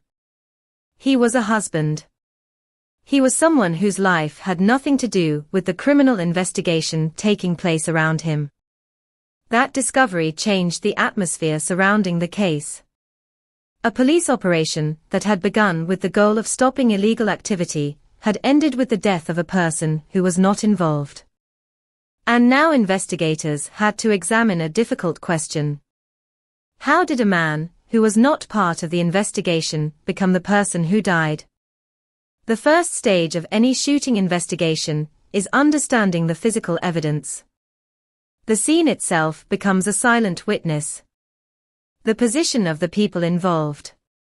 The location of shell casings. The direction of movement. The distance between individuals. Every piece of information can help create a timeline. Inside Chelsea Mini Storage, investigators examined the area where the confrontation occurred. They looked at the path taken through the building. They studied the location where Usman was shot. They reviewed statements from officers and witnesses. The goal was to reconstruct the final moments of a man whose voice could no longer be heard. But physical evidence could only answer part of the story. The investigation also had to examine the human element. What did Officer Brian Conroy believe was happening? What did Usman believe was happening? Because in cases involving police shootings, the most important moments often occur inside the minds of the people involved. Two people can experience the same event and understand it completely differently. For officers, a person running during a police operation can create concern. Police training often teaches officers to pay attention to movement, behavior, and possible threats. A person fleeing can be interpreted as a sign of danger. But for civilians, especially those who do not know an operation is taking place, running can mean something very different. It can mean fear. It can mean confusion. It can mean trying to escape what appears to be a dangerous situation. This difference in interpretation became central to the investigation into Usman's death. The authorities needed to determine whether the shooting was a tragic mistake made during a dangerous encounter, or whether the officer's actions crossed the line into criminal conduct. Meanwhile, outside the investigation room, another story was unfolding. The story of Usman's family. For them, the investigation was not simply about evidence. It was about trying to understand how someone they loved was suddenly gone. The questions they asked were deeply personal. Why was Usman killed? Why did he have to die? Why was he treated as a threat when he was simply working? His family knew the person behind the name. They knew the man who left Burkina Faso with hopes for a better future. They knew the person who worked hard and sent support home. They knew the father who wanted his children to have more opportunities. To them, the idea that Ousmane could somehow be mistaken for a dangerous criminal was almost impossible to accept. The investigation also attracted attention from members of the African immigrant community in New York. For many, the case felt familiar. They remembered other incidents where immigrants and people of color had died during encounters with police. Only a few years earlier, the city had been shaken by the death of Amadou Diallo, another West African immigrant who was killed by police officers despite being unarmed. The similarities between the cases created painful memories. Again, people were asking questions about perception, about fear, about how quickly assumptions could turn deadly. But before anyone could reach conclusions, investigators had to carefully examine what happened. The case could not be decided by emotion alone. It required evidence. It required testimony. It required understanding every detail. One important part of the investigation was determining whether Ousmane had any connection to the criminal operation police were targeting. The answer would become clear. He did not. There was no evidence connecting him to the counterfeit CD and DVD investigation. He was not hiding illegal material. He was not part of the operation. He was simply occupying a workspace in the same building. This fact transformed the case from a confrontation with a suspect into something much more complicated. A person who had nothing to do with the investigation had lost his life during it. The investigation then turned toward the actions of Officer Conroy. Was the shooting justified? Did he follow police procedures? Did he properly identify the situation? Could he have responded differently? These questions would eventually be argued in court. But at this stage, investigators were still gathering information. They were building the timeline. They were examining the evidence. They were trying to understand what happened in the small window of time between the moment Ousmane stepped into the hallway and the moment he fell. The public wanted answers. The family wanted justice. The police department faced difficult questions. And Officer Brian Conroy found himself at the center of a case that would define the rest of his career.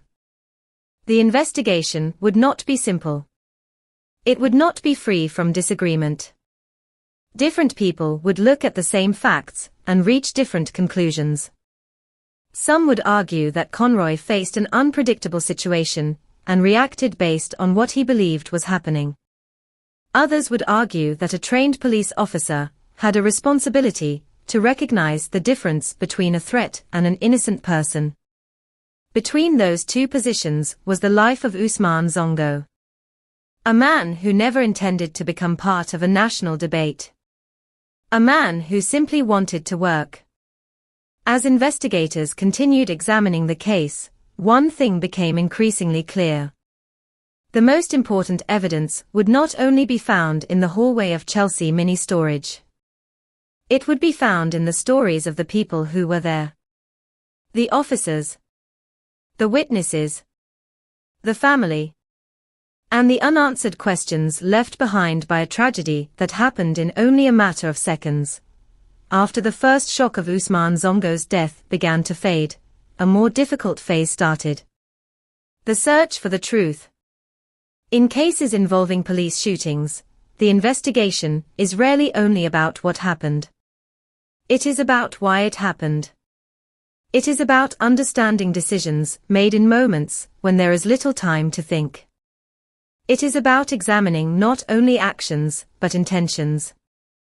Inside Chelsea Mini Storage, investigators had to reconstruct a sequence of events that lasted only a few minutes. But those minutes contained countless questions. What did Officer Brian Conroy see? What did Ousmane Zongo believe was happening? What information did each person have at the moment they made their decisions? Because the tragedy was built around a gap in understanding.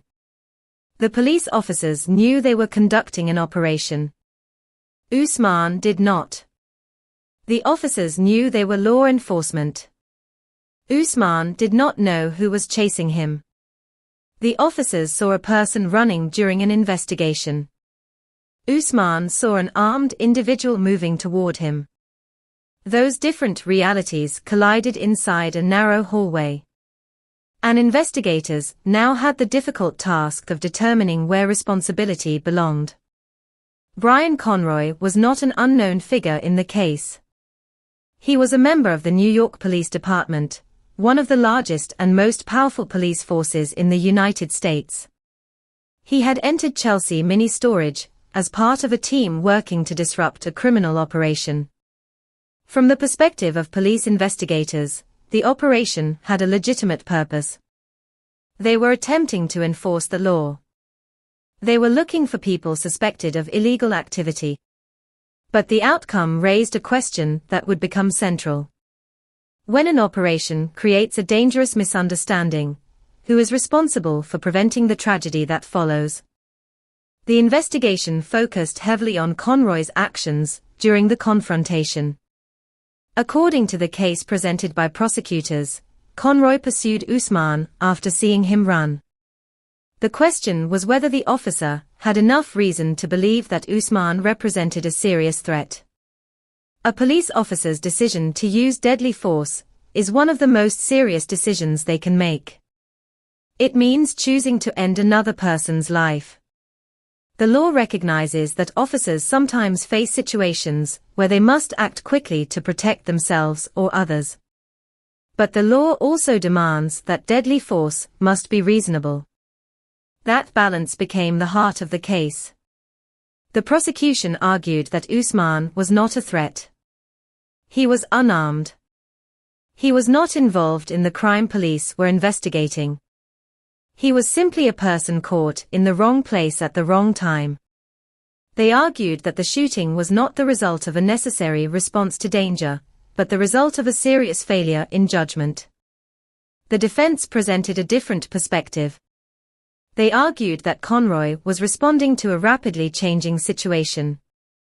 They argued that the officer had to make decisions based on what he perceived in those moments, not what investigators later discovered. This difference between perception and reality would follow the case throughout the legal process.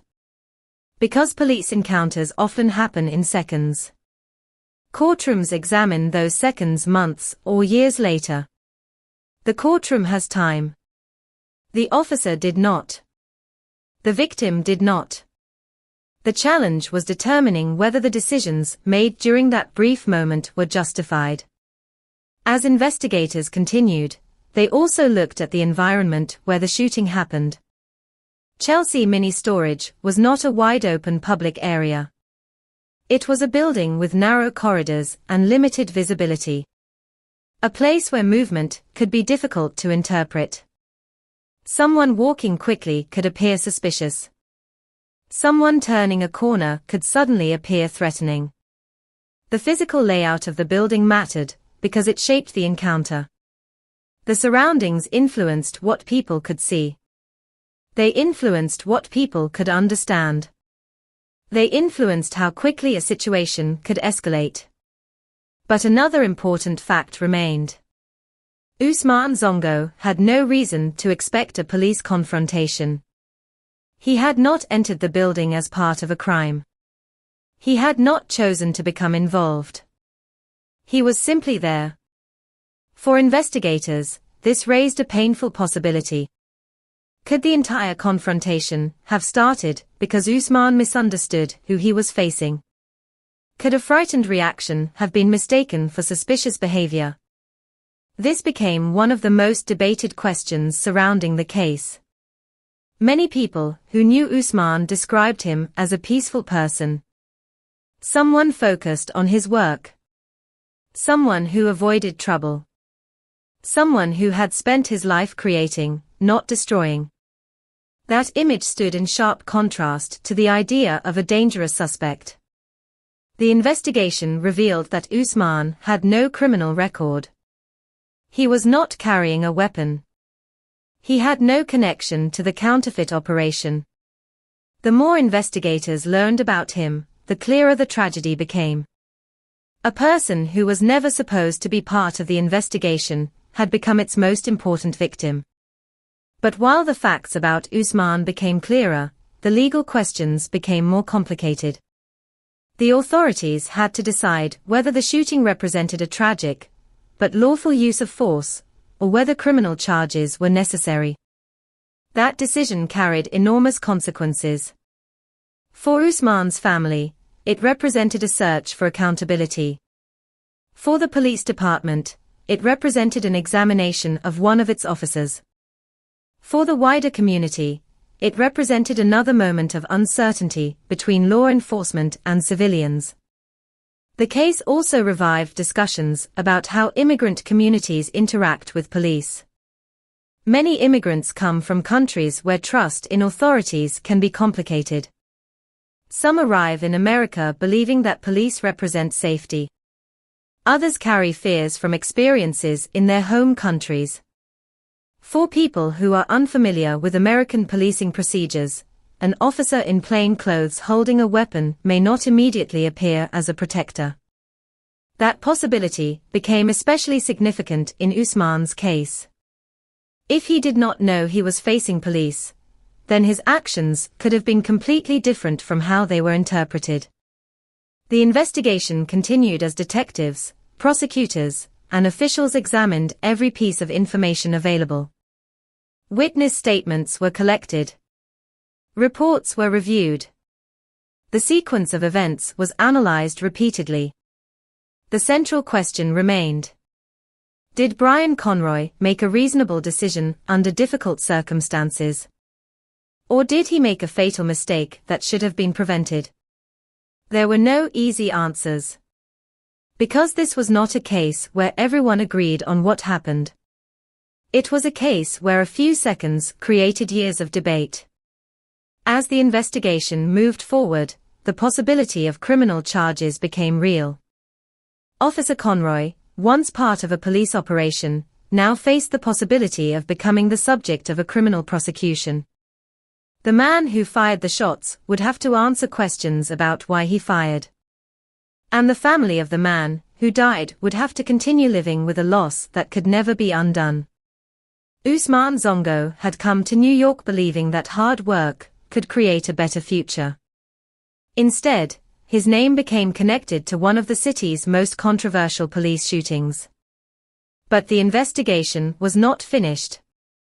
The evidence would soon move from investigators' files into the courtroom. And there, the events of that day would be examined under the harshest possible light. Every decision, every movement, every second. Because before justice could be considered, the truth had to be determined. And finding that truth would prove to be just as difficult as the tragedy itself. 4 months after the death of Usman Zongo, the questions surrounding Chelsea Mini Storage remained the same. Was this a tragic mistake? Or was it a crime? The difference between those two possibilities was enormous. A mistake suggested a terrible moment of confusion. A crime suggested that someone had crossed a legal and moral boundary. For Usman's family, for prosecutors, and for many members of the public watching the case unfold, finding that answer became the central mission. The investigation continued quietly behind the scenes. Evidence was reviewed. Statements were compared. The actions of Officer Brian Conroy were examined in detail. Every second before the shooting mattered. Every decision. Every movement. Every assumption. Because the entire case depended on understanding what happened in that brief moment when an encounter became fatal. At first, some people viewed the shooting through the perspective of a police operation. Officers had entered Chelsea Mini Storage searching for individuals connected to illegal activity. They were operating in an environment where they believed criminals might be present. They were expected to remain alert. They were expected to protect themselves. But as investigators learned more about Usman, the circumstances became harder to explain. The man who had died was not connected to the investigation. He was not a suspect. He was not carrying a weapon. He was not someone with a history of violence. He was an immigrant worker trying to earn a living. The image of Usman as a victim became impossible to ignore. The investigation began to focus less on who Usman was and more on what Officer Conroy had done. The question was no longer simply why Usman ran. The question became whether the officer's response was justified. A critical issue in the case was the use of deadly force. Police officers are sometimes placed in situations where they must make immediate decisions. They may have only seconds to determine whether someone is dangerous. But the authority to use deadly force comes with a responsibility. An officer must distinguish between a person who poses a threat and a person who does not. According to prosecutors, the evidence suggested that Usman did not present the level of danger required to justify the shooting. They argued that Conroy's actions went beyond a reasonable response. They argued that the officer made a decision that ended the life of an innocent man. This argument would eventually lead to criminal charges. But reaching that point required overcoming a major challenge. Convincing authorities that this was not simply an unfortunate accident. Police shootings are among the most difficult cases to prosecute because they involve complicated questions of judgment. A civilian who uses deadly force may be judged differently from a police officer. Officers are trained to confront danger. They are given weapons. They are given authority. But with that authority comes greater responsibility. The prosecution had to prove that Conroy's actions were not simply wrong. They had to prove that they were criminal. The case attracted growing attention from civil rights advocates and immigrant communities. Many people saw similarities between Usman's death and other controversial police shootings involving unarmed men of color. The name most often mentioned was Amadou Diallo. In 1999, Diallo, a 23-year-old immigrant from Guinea, had been shot and killed by NYPD officers in the Bronx. He was unarmed. His death had already created national debate about police tactics and racial profiling. Now, only a few years later, another West African immigrant had died during an encounter with New York police. For many people, the connection between the cases was impossible to ignore. They saw a pattern. They saw questions about how quickly immigrants and people of color could become viewed as threats. But for prosecutors, the case against Brian Conroy had to stand on its own. It had to be built on evidence from Chelsea Mini Storage. Not emotion. Not public anger. Not comparisons. The focus returned to the events of May 22, 2003. The officer. The victim. The hallway. The gunshots. The investigation eventually led prosecutors to pursue charges against Conroy. He was accused of wrongdoing related to Usman's death. The decision was significant. It meant that authorities believed the shooting required a criminal review, not just an internal investigation. For the Zongo family, this was an important moment. It represented the possibility that their loved one's death would not simply be dismissed as a tragic misunderstanding. They wanted recognition that Usman's life mattered. That his death deserved accountability. But even with charges filed, the road ahead would be difficult. Criminal cases involving police officers often become battles over interpretation. The defense would argue that Conroy was acting as an officer in a dangerous situation. The prosecution would argue that the situation did not justify the use of deadly force. The same moment would be examined from two completely different perspectives. One side would ask, what did the officer believe was happening? The other would ask, was that belief reasonable? That distinction would become the foundation of the trial. Because the law does not only examine outcomes. It examines decisions. And the decision that mattered most was the moment Brian Conroy pulled the trigger. As the case moved closer to court, the details of Ousmane's life became more widely known. People learned about the artist from Burkina Faso. They learned about the father who worked to support his family. They learned about the man who repaired cultural objects and preserved traditions. His name was no longer only connected to a police shooting. He became remembered as a person. A human being whose story had been interrupted. For many supporters of the Zongo family, justice meant more than punishment. It meant acknowledging the value of the life that was lost. It meant recognizing that behind the investigation, behind the legal arguments, behind the headlines, there was a person who should have returned home that day. But for Brian Conroy, the consequences of that afternoon were also beginning to unfold. A police officer, who had entered Chelsea Mini Storage as part of an operation, was now facing the possibility of a criminal conviction.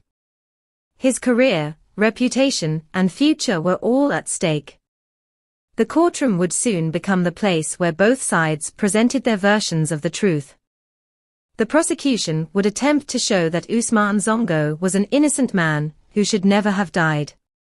The defense would attempt to show that Conroy acted based on the circumstances he faced. And a jury would have to decide which interpretation was closer to reality. The breakthrough in the case was not a single piece of evidence. It was the realization that this was not simply a story about a police operation that went wrong. It was a story about responsibility. About judgment. About the power one person holds when they carry a weapon and wear the authority of the state. And soon, those questions would move from the investigation room into a courtroom, where the fate of Brian Conroy would be decided. But no verdict could change the most important fact. On May 22, 2003, Ousmane Zongo entered Chelsea Mini Storage as a worker. He left as a victim. And now, the justice system would have to determine why. The courtroom became the next battlefield in the story of Ousmane Zongo. Inside that room, the chaos of the hallway at Chelsea Mini Storage would be transformed into something slower, more controlled, and more difficult to interpret. The gunshots were over. The chase was over. But the questions remained. What happened in those final seconds? Was Ousmane Zongo a threat? Or was he an innocent man caught in a tragic misunderstanding? Was Brian Conroy a police officer forced to make a split-second decision? Or did he make a choice that went beyond what the law allowed? Those questions would now be placed in front of a judge and jury. For the family of Ousmane Zongo, entering the courtroom meant reopening a wound that had never healed. Every testimony, every photograph, every description of the shooting forced them to relive the moment when their lives changed forever. A courtroom can be a place where facts are examined. But for families of victims, it is also a place where grief returns. The person they lost is discussed in the past tense. Their final moments are analyzed. Their character is questioned. And sometimes, families feel as though they must prove that their loved one deserved justice. For the Zongo family, the case was not only about Officer Brian Conroy. It was about Ousmane. It was about making sure the world understood that he was more than the circumstances of his death. He was not a suspect. He was not a criminal. He was a person. A father. A husband. An artist. A man who had come to America believing that hard work could create a better future. The prosecution entered the trial with a clear argument. They believed the shooting was not justified. They argued that Usman Zongo did not pose a deadly threat. He was unarmed. He was not involved in the criminal investigation. He was not the person officers were searching for. According to prosecutors, the tragedy happened because Officer Conroy misinterpreted the situation and used deadly force when it was not necessary. They wanted the jury to look beyond the police operation and focus on one important fact. An innocent man was killed. The defense presented a different interpretation. They argued that police officers must make decisions quickly in uncertain situations. They argued that Conroy was responding to what he believed was a dangerous encounter. The defense emphasized the pressure officers face when they are conducting operations where suspects may be present. From their perspective, the question was not whether Usman was actually dangerous. The question was whether Conroy reasonably believed there was a threat at the time he fired. That distinction became the center of the trial. Because the courtroom was not only examining what happened. It was examining perception. The difference between what someone knows after the fact and what someone believes in the moment. The prosecution could look back with complete information. They knew Usman was innocent. They knew he was unarmed. They knew he was not connected to the counterfeit operation. But Officer Conroy had not known all of that during those seconds inside the building. The jury had to decide how much that mattered. One of the most emotional aspects of the case was the contrast between Usman's life and the circumstances surrounding his death. The courtroom heard about the man behind the headlines. The immigrant who came from Burkina Faso. The craftsman who repaired traditional African instruments. The person who built a small business through dedication and patience. The man who was trying to support his family. These details were important because they reminded everyone that the case was not simply about a police encounter. It was about a human life. A life that had continued if not for those few moments inside Chelsea Mini Storage. But the trial was not a simple story of good versus evil. It was a complex legal question. The court had to separate emotions from evidence. It had to examine the actions of Officer Conroy under the standards of criminal law. The charges against him were serious. The prosecution argued that his actions represented a criminal failure of judgment. The defense argued that criminal responsibility required more than a tragic outcome. They argued that a mistake made under pressure was not automatically a crime. The jury faced an extremely difficult decision. Police shooting cases often create divided opinions because they involve two powerful ideas. The public expects police officers to protect people. But the public also expects officers to respect the value of human life. Those expectations can come into conflict during moments of crisis. The trial forced everyone to confront that conflict. After hearing the evidence, the jury considered the charges. The first trial became complicated. Jurors were unable to reach a unanimous decision on the more serious charge of second-degree manslaughter. The disagreement showed just how divided the case was. Some jurors believed the evidence showed serious wrongdoing. Others believed the circumstances created enough uncertainty to prevent a conviction on the strongest charge. The inability to reach a verdict meant the legal process was not finished. For Usman's family, it meant more waiting. More uncertainty. More time wondering whether justice would come. Eventually, the case moved forward again. In the following proceedings, the court reached a different conclusion. Brian Conroy was found guilty of criminally negligent homicide. The verdict represented a significant moment.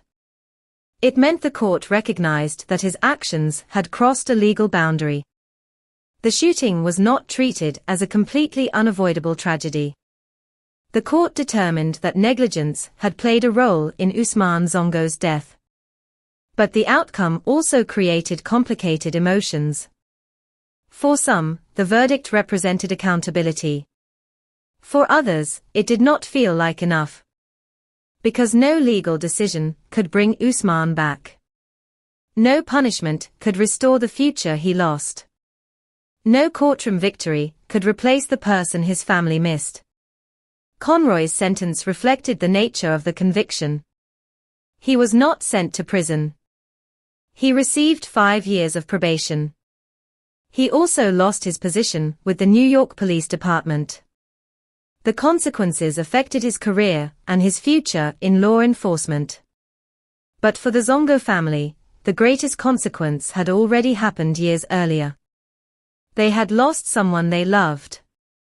The trial ended, but the debate surrounding the case continued. People continued asking difficult questions. How should police respond when someone runs? How should officers identify threats? How can innocent people be protected during high-pressure operations? And perhaps most importantly, how can a system designed to protect people prevent another tragedy like this from happening? The case of Usman Zongo became part of a much larger conversation about police accountability in America. It joined a long list of incidents where communities demanded answers after unarmed people died during encounters with law enforcement. But behind every debate was the same human reality. Someone was gone. A family was changed forever. A future was lost. Usman Zongo had arrived in New York with dreams of building something meaningful. He never imagined that his name would become connected to a courtroom. He never imagined that his story would become part of a national discussion. He never imagined that the place where he worked would become the place where people would later argue about justice. But his story remained. Not because of the officer who shot him. Not because of the legal proceedings. But because of the life that came before. The artist. The immigrant. The father. The man who spent his life repairing broken things. And whose own life became the subject of a search for answers that continued long after the courtroom doors closed. A life remembered. The legacy of Usman Zongo. The courtroom battles eventually ended. The verdict had been delivered. The legal process had reached its conclusion. But for the family of Usman Zongo, there was no true ending. Because justice, even when it arrives, cannot reverse time. It cannot reopen a door and bring someone home. It cannot erase the image of a loved one who will never return. It cannot fill the empty space left behind at family gatherings, in quiet moments, or in the ordinary routines of life. For the people who loved Usman, the most painful part of the tragedy was not the courtroom. It was everything that came after. The silence. The absence. The future that would never happen. Usman Zongo had come to America carrying hope. He had traveled from Burkina Faso believing that determination and hard work could create a better life. Like countless immigrants before him, he had accepted the sacrifices that came with starting over. He left behind familiar streets. He left behind people who knew him. He left behind a community where his story was already written. In New York, he had to begin again. He had to build a reputation. He had to find opportunities. He had to create a life in a city where millions of people were also chasing their own dreams. And he did. Slowly. Quietly. Through his work. Through his patience. Through his dedication. The tragedy of his death was made even more painful, because he was not someone who had given up on life. He was someone who was actively building one. Every repaired instrument. Every restored piece of artwork. Every day spent working inside Chelsea Mini Storage represented progress. He was creating a bridge between his past and his future. He was preserving the culture he came from while trying to provide for the family he loved. And then, in a matter of minutes, everything stopped. The aftermath of Usman's death reached far beyond his immediate family. It affected an entire community. For many African immigrants living in New York, his story felt personal. They understood the journey he had taken. They understood what it meant to leave home in search of opportunity. They understood the uncertainty of being unfamiliar with a new environment. They understood the vulnerability of trying to establish yourself in a place where you are still learning the language, the systems, and the culture. Many immigrants arrive in America believing that honesty and hard work will protect them. They believe that if they contribute to society and stay away from trouble, they can build a safe future. The death of Usman forced many people to confront a frightening possibility. Even an ordinary person following an ordinary routine can become involved in a life-changing event. That fear was especially powerful because Usman was not someone who had chosen a dangerous path. He was not involved in criminal activity. He was not looking for confrontation. He was working. His death became a symbol of how quickly misunderstandings can become irreversible. It also became part of a larger national conversation about police accountability. The early 2000s were a period when many communities were questioning how law enforcement interacted with civilians, particularly people of color and immigrants. The case of Usman Zongo was often discussed alongside other controversial police shootings, including the death of Amadou Diallo in 1999. Both men were immigrants from West Africa. Both were unarmed. Both deaths raised difficult questions about perception, fear, and the use of force. For many people, these cases were not isolated events. They represented a deeper concern about whether some communities were more likely to be viewed as suspicious before they were understood.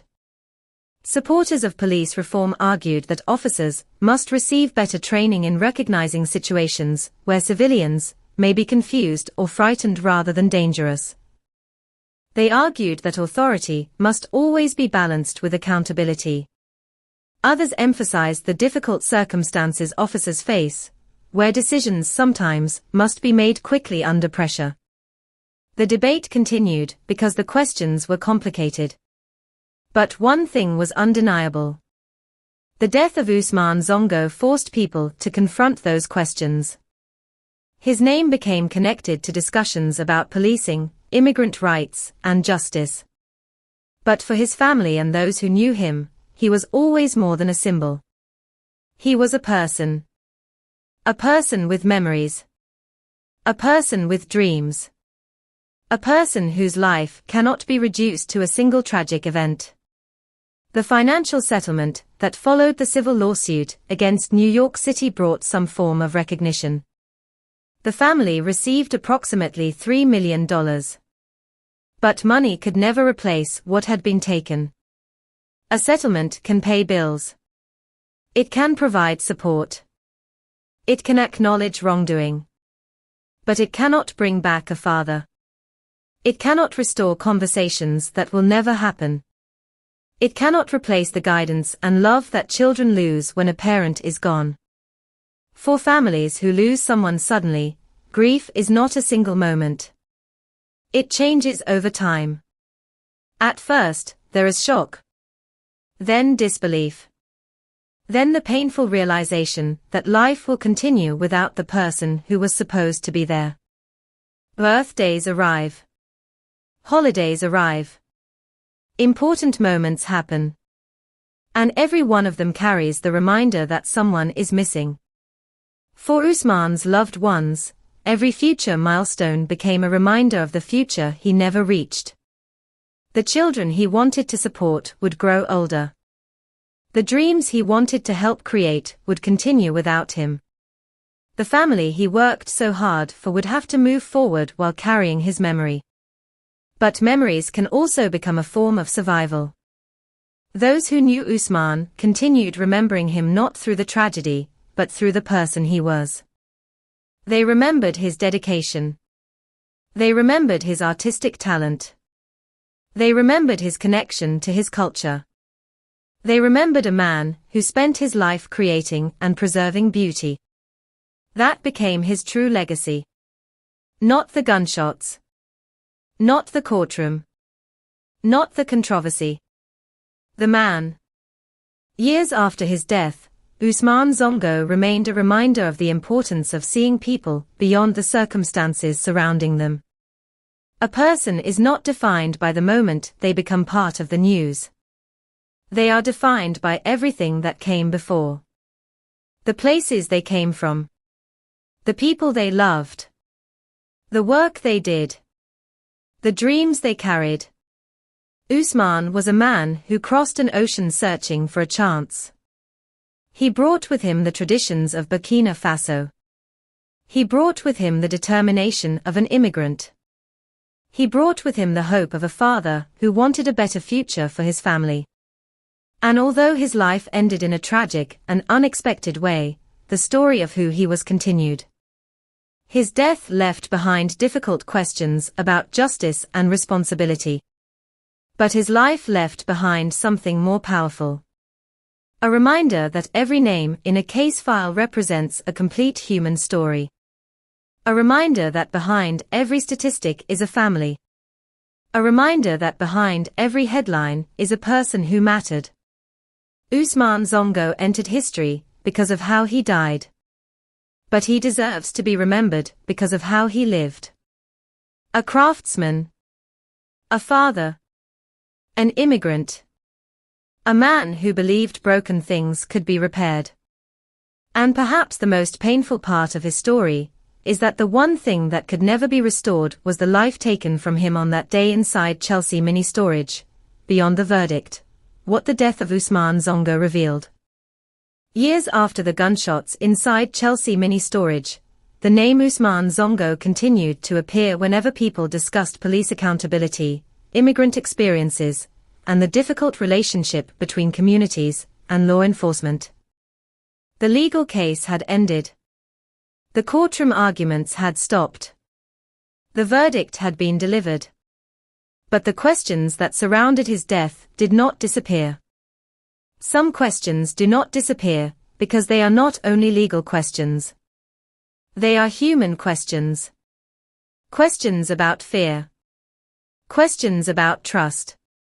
Questions about how a few seconds can completely change the direction of many lives. The death of Ousmane Sonko forced people to examine what happens when two different realities collide. From one perspective, there was a police operation. Officers entered a building believing they were investigating criminal activity. They were trained to look for danger. They were trained to react quickly.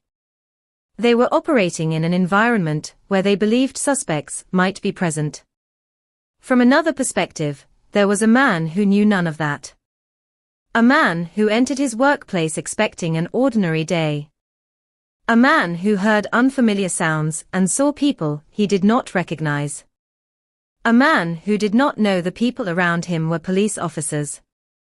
The tragedy happened in the space between those two realities. That space was only a few seconds long. But those seconds changed everything. For law enforcement, the case became a reminder of the enormous responsibility that comes with carrying a weapon and having the authority to use it. Police officers are often placed in situations where they must make decisions under pressure. They may not have complete information. They may not know what someone is thinking. They may have to react before they fully understand what is happening. But the authority to use deadly force carries a responsibility that cannot be ignored. A mistake involving a weapon does not have the same consequences as an ordinary mistake. A wrong assumption can end a life. That was one of the central lessons many people took from Ousmane's case. The importance of recognizing the difference between danger and confusion. Between criminal behavior and fear. Between someone trying to escape and someone trying to survive a frightening situation. For immigrant communities, especially African immigrants in New York, the case carried a different emotional meaning. Many saw themselves in Usman. They saw a person who left his homeland searching for opportunity. They saw someone who worked hard and avoided trouble. They saw someone who believed that a better future could be built through determination. His death created a painful feeling of vulnerability. Because if someone like Usman could become involved in such a tragedy, many people wondered what protections existed for ordinary people simply trying to live their lives. The case also highlighted the challenges of communication between police and civilians. In many encounters, police officers know information that civilians do not. Officers may know there is an investigation. They may know there is a possible threat. They may know why they are approaching someone. But the person being approached may only see a stranger. They may only see a weapon. They may only feel fear. This difference in information can create dangerous misunderstandings. Usman's death became an example of how quickly those misunderstandings can escalate. The tragedy also reopened conversations about plainclothes police operations. For officers, wearing plain clothes can sometimes be necessary during investigations. It can allow them to approach suspects without immediately revealing their presence. But for civilians, plainclothes officers can create uncertainty. A person may not immediately know whether someone with a weapon is a police officer or a threat. That uncertainty became one of the most important issues raised after the shooting. Could clearer identification have changed the outcome? Could better communication have prevented the confrontation? Could different tactics have protected both the officers and Usman? These questions did not have simple answers. But they became part of the larger discussion about improving police encounters.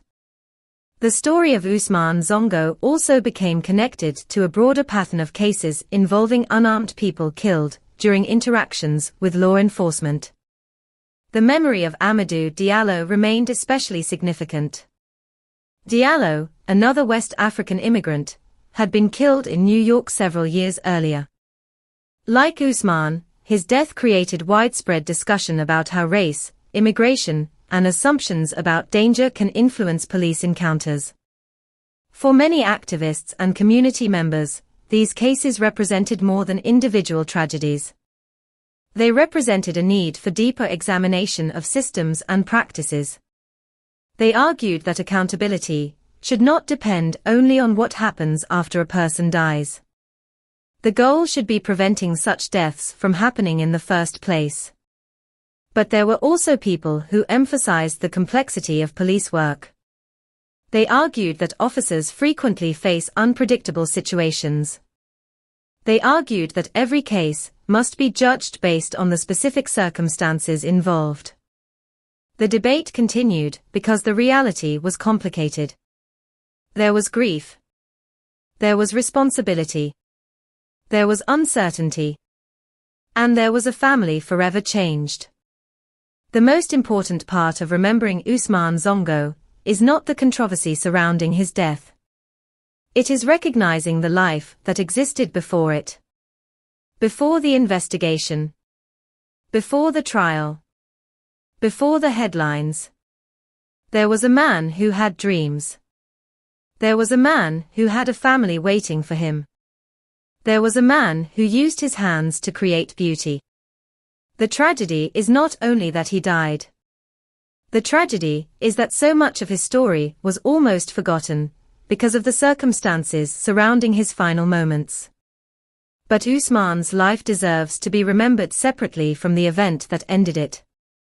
He was not just a victim of a police shooting. He was an artist. He was a cultural bridge between Burkina Faso and America. He was someone who preserved traditions through his work. He was someone who believed that even damaged things could be restored. Perhaps that is why his story continues to resonate. Because restoration was the foundation of his life. He repaired instruments. He restored artwork. He protected pieces of history. Yet his own story became one of loss.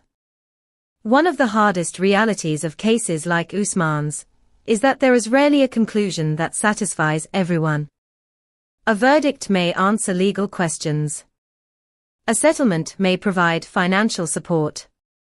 Public discussion may create awareness. But none of these things can return what was lost. A family still wakes up without him. A community still remembers him. A future that should have existed never came. The death of Usman Zongo remains a reminder that every encounter between authority and civilian carries enormous responsibility. Every assumption matters. Every decision matters. Every second matters. Because behind every person involved in such an encounter is a complete human story. A story that began long before the moment of tragedy.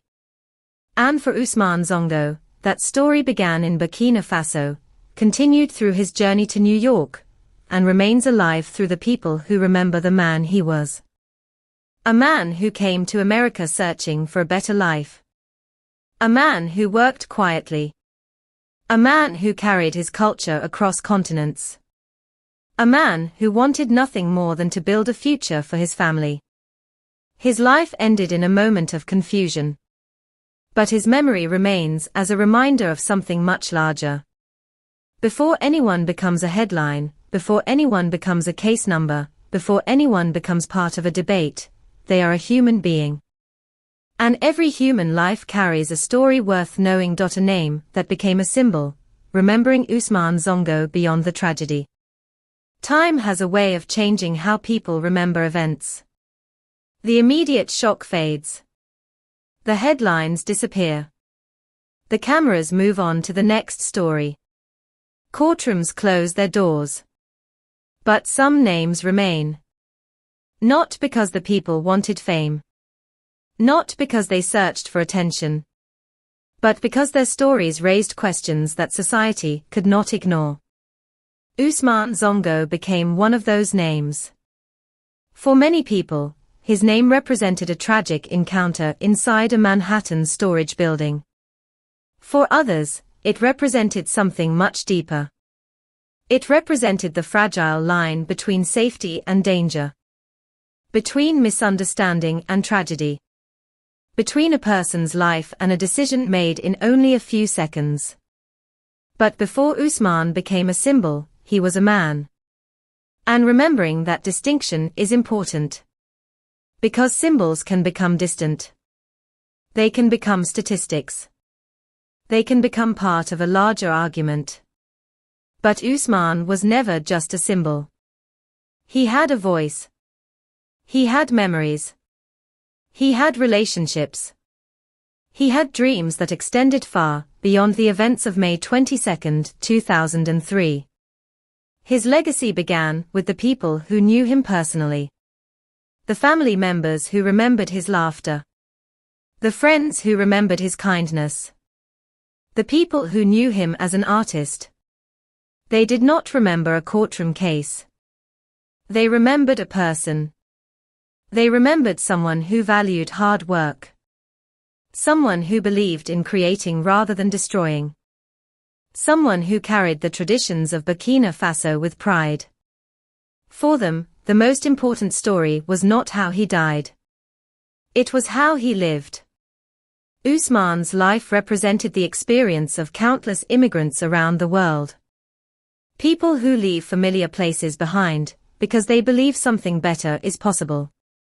People who accept loneliness, uncertainty, and sacrifice, because they hope their efforts will create opportunities for those they love. Immigration stories are often told through success. The new business opened. The new home purchased. The new opportunities achieved. But behind every success story are difficult moments that are rarely seen. The struggle to adapt. The pressure to succeed. The feeling of being far away from home. The responsibility of carrying the hopes of an entire family. Usman carried those challenges quietly. He did not become known because he built a large company or became famous. He became known because he represented something much more common. An ordinary person trying to create an extraordinary future. That was what made his death so painful for many people. It was not only the loss of one individual. It was the fear that an ordinary person could be caught in a situation beyond their control. The case also left a lasting impact on conversations about policing. Across America, debates about police use of force often return to the same difficult questions. How should officers respond in uncertain situations? How much information should an officer have before using deadly force? How can police protect themselves while also protecting civilians? These questions are not easy to answer. They require balancing different responsibilities. Police officers have a duty to respond to threats. But civilians have the right to expect that their lives will not be taken without justification. The death of Ousmane Sonko became part of that ongoing conversation. His case showed how quickly a misunderstanding can become a tragedy. It showed how important communication can be. It showed how important awareness can be. And it showed how the consequences of a single moment can continue for decades. One of the most difficult aspects of the case was that there was no simple villain in the way people often imagine in crime stories. There was no stranger hiding in the shadows. There was no planned attack. There was no long investigation to uncover a hidden motive. Instead, there was a moment of confusion involving people who understood the same situation in completely different ways. That complexity made the case even harder. Because tragedies caused by misunderstanding force people to confront uncomfortable questions. Not only who was responsible, but also how did this happen? What conditions allowed it to happen? What could have prevented it? Those questions matter because remembering tragedy is not only about looking backward. It is also about learning. The purpose of examining cases like Ousmane's is not simply to assign blame years later. It is to understand how similar situations might be handled differently in the future. Every policy discussion, every training change, every conversation about accountability comes from real human experiences. Behind those discussions are people like Ousmane. People whose lives gave meaning to those questions. For the African immigrant community, particularly those from West Africa, Ousmane's story remained deeply personal. Many saw his journey reflected in their own. They understood what it meant to cross borders. They understood what it meant to build a life in a foreign country. They understood the hope of creating something better for the next generation. His story became a reminder that immigrant communities are not simply numbers or demographics. They are made up of individuals. Each person carrying a unique history. Each person carrying dreams. Each person carrying a story that deserves to be heard. Years after his death, people continued to remember Ousmane through memorials, discussions, and community conversations. His name remained connected to efforts demanding greater transparency and accountability in cases involving police violence. But perhaps the strongest way to honor him was not through arguments. It was through remembrance. Remembering the artist. Remembering the father. Remembering the immigrant. Remembering the man who spent his life restoring things. There is something deeply symbolic about that. Ousmane's profession was restoration. He worked with damaged objects. He repaired what was broken. He brought old things back to life. And after his death, his family and supporters attempted to do something similar with his memory. They worked to restore the full picture of who he was. Not just the man who died, but the man who lived. Because when someone becomes known only through tragedy, something important is lost. The person disappears behind the event. Usman's legacy is a reminder that every victim has a story that began long before the moment that made them known. A person is not defined by their final seconds. They are defined by all the moments that came before. The childhood, the dreams, the sacrifices, the relationships, the small choices that shaped who they became. Usman Zongo's final moments were tragic. But they were only a small part of a much larger life. A life that began in Burkina Faso. A life that continued through determination and creativity. A life that reached across continents. A life that touched people who knew him. And although his story ended in a place where he was simply trying to work, his name continued to carry a message. A message about dignity. A message about accountability. A message about the importance of seeing people as human beings before seeing them as anything else. Because the greatest tragedy is not only losing a life. It is allowing the person behind that life to be forgotten. And Usman Zongo was never just a case. He was never just a headline. He was a man who dreamed. A man who created. A man who mattered. The family left behind grief, memory, and the price of a moment. When a person dies suddenly, the world around them does not stop. The city continues moving. People continue walking through crowded streets. Businesses continue opening their doors. Cars continue passing through intersections. Life continues for everyone else. But for the family of the person who died, time changes.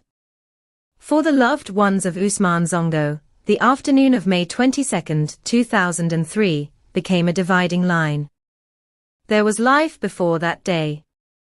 And there was life after. Before that day, Usman was a husband. A father. A provider. A man whose daily struggles were connected to the hopes of his family. After that day, he became a memory. A name spoken with sadness. A person whose future existed only in the imagination of those who loved him.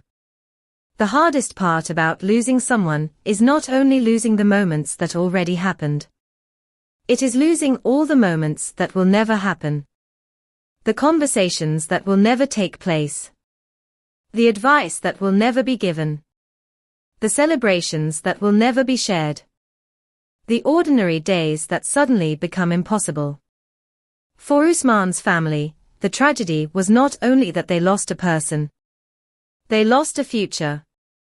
They lost the future they had imagined. A future where Usman continued working. A future where his children grew older with him present. A future where the sacrifices he made in America eventually created the opportunities he dreamed about. That future disappeared in a few seconds inside a Manhattan storage building. For immigrant families, distance can make grief even more complicated. Usman had already experienced separation. He had left Burkina Faso and traveled to America in search of opportunity. Like many immigrants, he lived between two worlds. His body was in New York. But his heart remained connected to home. He carried his family with him through memories, responsibilities, and hopes. Every day he worked was connected to people far away. Every dollar earned represented effort and sacrifice. Every difficult moment was accepted because he believed it was leading somewhere. That is the reality behind many immigrant journeys. The person who leaves is not only carrying their own dream. They are carrying the dreams of everyone waiting for them. Usman understood that responsibility. He did not come to America searching for an easy life. He came searching for a chance. And that made his death even more devastating. Because the person who was supposed to be building a future became someone whose family had to learn how to live without. After the shooting, his loved ones were forced to understand something impossible.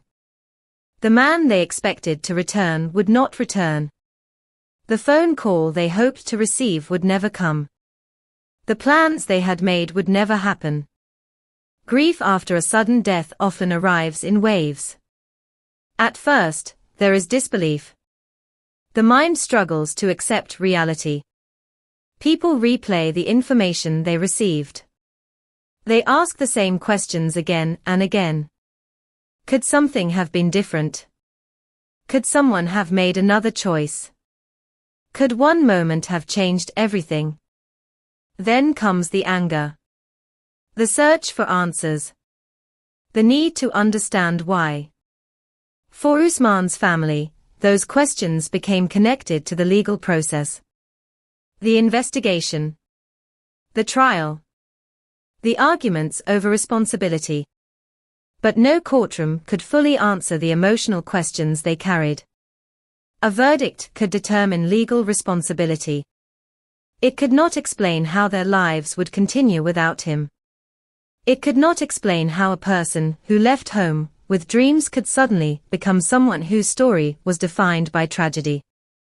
The financial settlement from the civil lawsuit provided some support. The approximately $3 million agreement acknowledged the seriousness of the loss. But money has limits. It can provide security. It can help families survive difficult circumstances. But it cannot replace human connection. It cannot replace a father's voice. It cannot replace a husband's presence. It cannot replace the person himself. This is something many families affected by sudden loss understand. Compensation addresses the consequences. It does not undo the cause. For those who loved Usman, the most valuable thing was never what he could provide financially. It was who he was. His personality. His kindness. His presence. The simple moments that seem ordinary until they are gone. The conversations. The laughter. The feeling of knowing someone is there. Those are the things that cannot be restored. And that reality gave the case a deeper emotional weight. Because behind the legal debate was a family forced to rebuild their lives around an absence. A missing person at the center of every important moment. A missing voice in every conversation. A missing presence in every family gathering. The impact of Usman's death also extended beyond his immediate family. Friends and members of the community mourned him. People who knew his work remembered his dedication. People who shared his immigrant experience recognized the courage it took to start over in another country.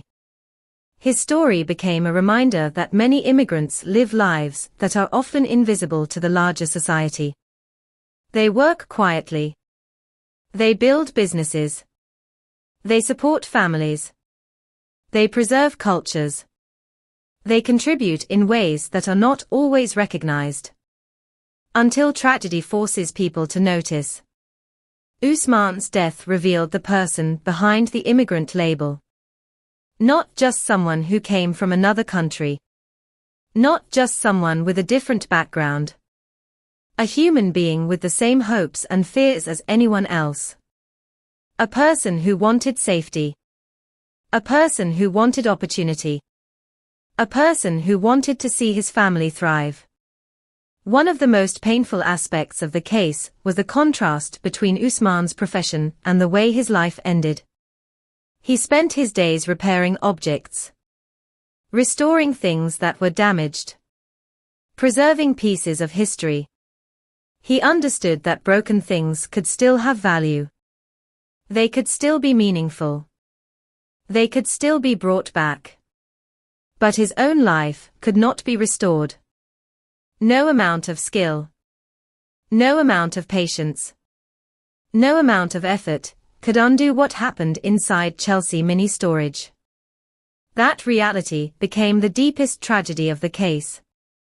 A man who dedicated his life to restoration became someone whose own story became a reminder of irreversible loss. Yet his family and supporters refused to let his memory be reduced to the circumstances of his death. They continued to remember him as he truly was. A father. A craftsman. A dreamer. A man who crossed an ocean because he believed in the possibility of a better tomorrow. And perhaps that is the most important part of Ousmane Sonko's story. The final chapter of a person's life should never erase all the chapters before it. The tragedy inside Chelsea Mini Storage was only one moment. Ousmane's life was much larger. It began in Burkina Faso. It continued through hard work and sacrifice. It was shaped by love for his family and his culture. And although his journey ended far too soon, the meaning of his life remained. Because in the end, people are not remembered only by the way they leave the world. They are remembered by what they brought into it. And Ousmane Sonko brought creativity. He brought dedication. He brought hope. He brought a piece of his homeland to a city thousands of miles away. That was the man behind the headline. That was the life behind the tragedy. And that was the person his family would continue carrying with them long after the courtroom doors closed.